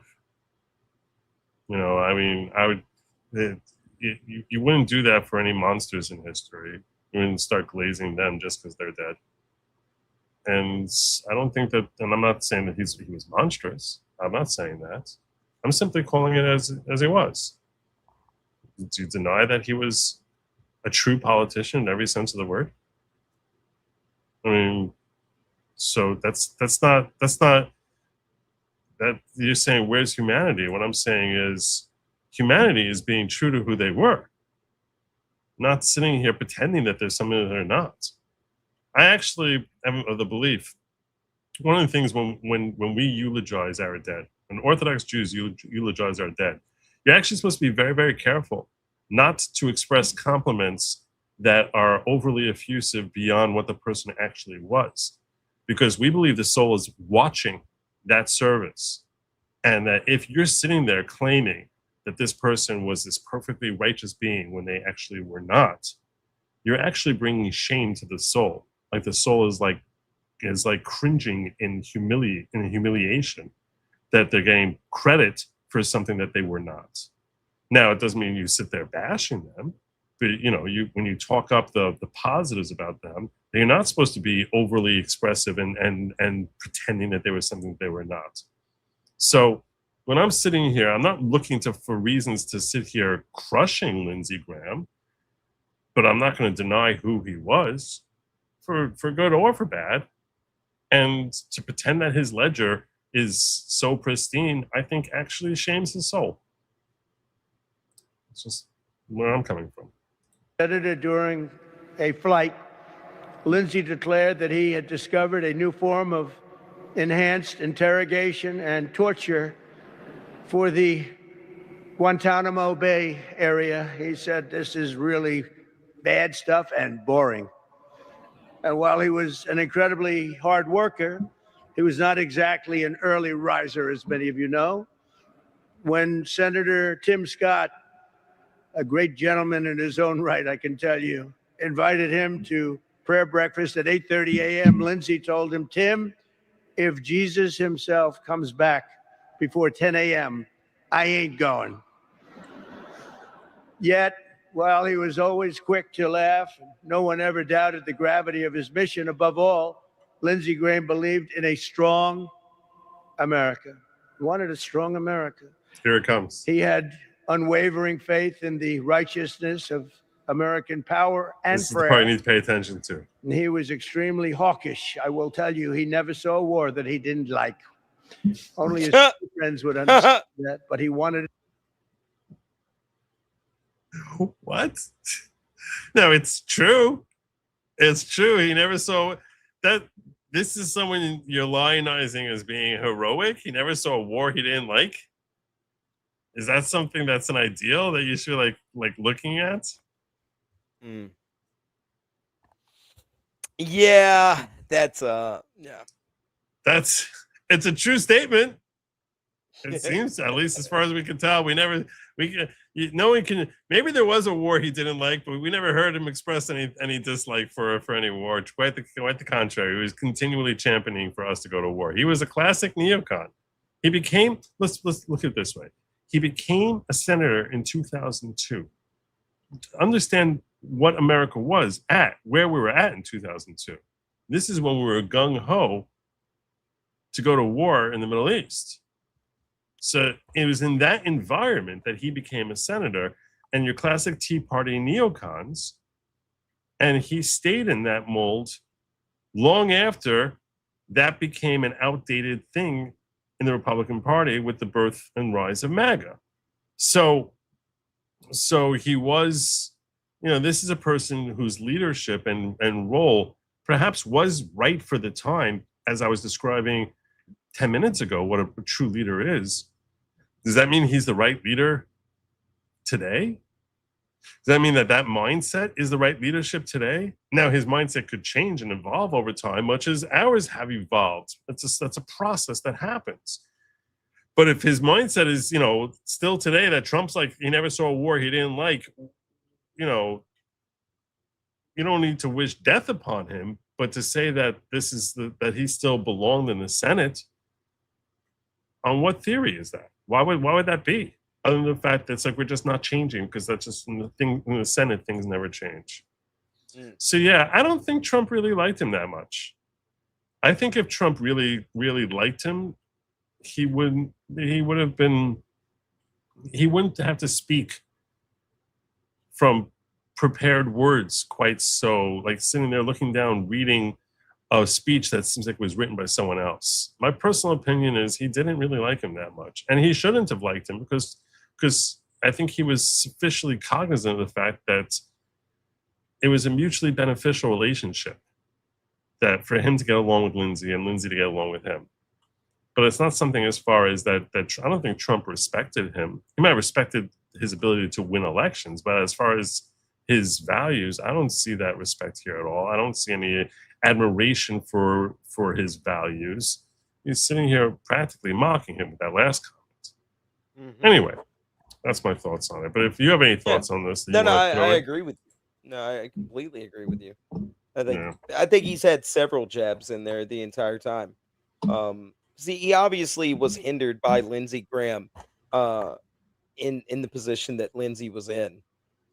It kept us from getting a whole lot of things through and passed because he was holding him hostage with different purse strings.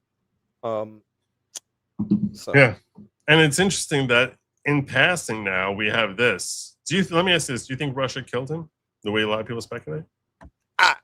Because of his support for Ukraine?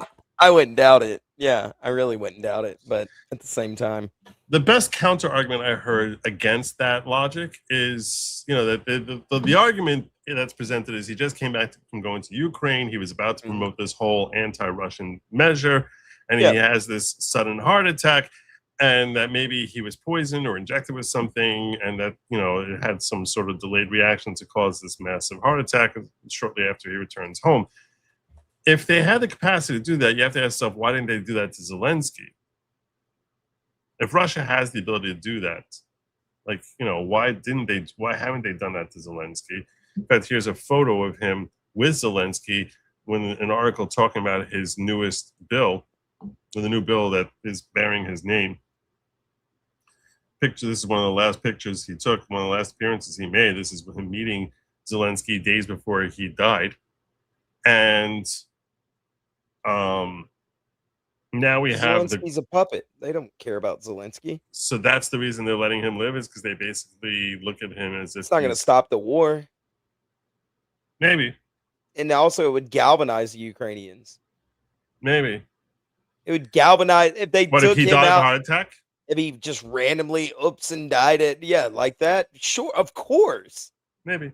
They would start, they would be like, oh, there's foul play afoot, yada, yada, so on and so forth. Not only would it probably, I guarantee it would galvanize Ukraine, it would also galvanize other people in the world to start stepping up and doing things. Yeah. And taking out Zelensky is a terrible idea. And here's a follow-up to what you're saying, which most people probably have never considered. Joe Biden's insurance that no one would ever try to harm him was his VP, was Kamala Harris. And as terrible as Joe Biden was, Kamala Harris was clearly someone who would be far worse as far as being utterly incompetent and a danger to whoever's in the room with her, much less the rest of the country. Yeah. So I guarantee you right now, Sin has no idea who's next in line behind Zelensky. I know nothing. I don't know the name or anything about the person who's next in line behind Zelensky, but someone who I'm sure knows a lot more about who's next in line behind Zelensky or likely to replace him, if it's not someone who's automatically replacing him. Someone who certainly know a lot about that would be Vladimir Putin. So for all we know, he's like, yeah, I'm much happier having Zelensky there than the guy who's standing behind Zelensky, ready to take over if something happens to Zelensky. So perhaps that's why nothing's happened to him. It's that you remember that tranny news Dylan reporter? Mulvaney? Mulvaney not Dylan, not Dylan Mulvaney, but no, there was a tranny news reporter that was over there, and they made it a part of the Ukrainian army, and I argued with them on Twitter all the time. They got so mad at me, and they got so mad at me. Yeah, but they were like, they now are like some sort of like director of ministry news or something with Ukraine, because they made them detrans, take the wigs, and I swear, I'd have to remember their name. It's been like 2 years since I argued with them, but it was great. Well, anyway, I'll just want you all be aware of that this is a bill which is moving through Congress with expedited speed. 86 senators vote to move forward with Graham-Russia sanctions bill. In a massive show of bipartisanship, 86 senators voted to move forward with a Russia and Iran sanctions bill championed by the late Senator Lindsey Graham. The vote came hours after senators gathered to honor Graham's memory and immediately following a closed-door meeting with Ukrainian President Zelensky. The vote was 86-12 with Senator Rand Paul, the only Republican, vote against it. It's a procedural vote, but leadership hopes that a strong bipartisan support will allow for an expedited path to final passage. The bill had been led by Graham and Senator Richard Blumenthal and reached more than 60 co-sponsors this month. The legislation will impose 100% secondary tariffs on countries that continue buying oil and Russian oil and gas. So if you buy oil and gas from Russia, we're going to hit you with a tariff. It's designed to discourage nations and to basically isolate Russia economically. So this way they're starved for cash. The bill also targets Russia's shadow fleet, the network of aging tankers used to evade Western sanctions while exporting Russian oil. It was also updated to renew sanctions on Iran set to expire after the end of the year. between the sanctions package has long had wide bipartisan support, but concerns in the White House held it up for months. Graham had been the key negotiator with the White House, trying to adjust language to ensure Trump's signature. After the senator's unexpected death, Trump indicated they would work to get the package done. Some Democrats were hesitant to vote for the package concerning about Trump's use of tariffs because they're a bunch of stupid cucks who they just can't get along with Trump no matter what it is. I'll tell you right now, I don't have a problem with this. Normally, like something that has bipartisan support, I would be very, very hesitant about. But I'm certainly not looking to stand up for Ukraine. But if you tell me that we're just getting more money and that, you're sort of trying to, I don't have a serious problem with this. Yeah, that's it. Ashton Cirillo is the person's name. I literally just found them on my follow list. I tagged you in a tweet to show you who they are. And that's the person behind Zelensky? That's who I think is probably behind who would end up taking over Ukraine.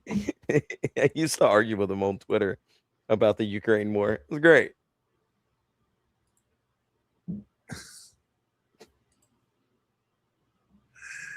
That's funny. Slava Ukraini, baby. Yeah, scroll down and look at that picture that they shared.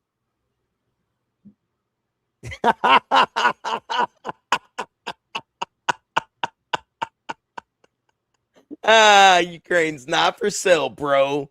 We're so super tough. Look how tough we are. That's a sergeant in the Ukrainian army. Is it? They made him a sergeant. Wow. Yeah. These breasts are not for sale. Stunning and brave, bro. It's so sick. Yeah. Well, that's all we got for tonight. With that, I thank you all for joining me. Why don't you tell the fine people who are still sitting around here where they can find you, my friend? You can find me at FFScast every Friday through Monday and sometimes on Tuesday. I think we're going to change our Tuesday show to Thursday. There's going to be a big gap there. But Saturday, I'm thinking about doing an actual political show with some bunnies with the Australian E-Safety Commission. I'm doing some research into the lady over that because we've been running into what? The lady who runs the Australian E-Safety Commission. You remember when Mari, the Orthodox priest, got stabbed in Australia a couple years ago? And there was videos of that guy getting stabbed. She's the one that was trying to force Elon to take that down. So there's people running around saying that, all right, because Australia has this e-safety commission, you can be nuked off of YouTube and Twitter and all that stuff. So I'm doing some research in it. I might discuss it Saturday because there's some silly shenanigans. Look at you. Yeah. All right, well, that's all I got for you tonight. I thank you all for joining me. I will remind you that lab meat was never, ever meant for you. Who's it meant for? Them. Those people. That Ashton Cirillo person who we just showed you. That's who it's meant for. It's the sergeants of the Ukrainian army. It's definitely meant for they, them. So, yeah. And what else do we say here? What else do I want to tell people before we go? There's something else. There's something about something. Bugs? Something. Oh, no. Yeah. No. I wanted to tell you all. You need to check out my merch store. Oh, yeah. Yes. You definitely need to check out my merch store. The link is in the description. Awesome stuff there. Make sure you check it out. Buy yourself a mug, buy yourself a hat, buy yourself whatever you need. It's pretty much one-stop shopping for anything you might conceivably ever need. A jumpsuit. There you go. We don't sell air conditioners yet, but we should. We'll consider it. I thank you all for joining me. Good night. Do not eat the bugs. Godspeed. Bye.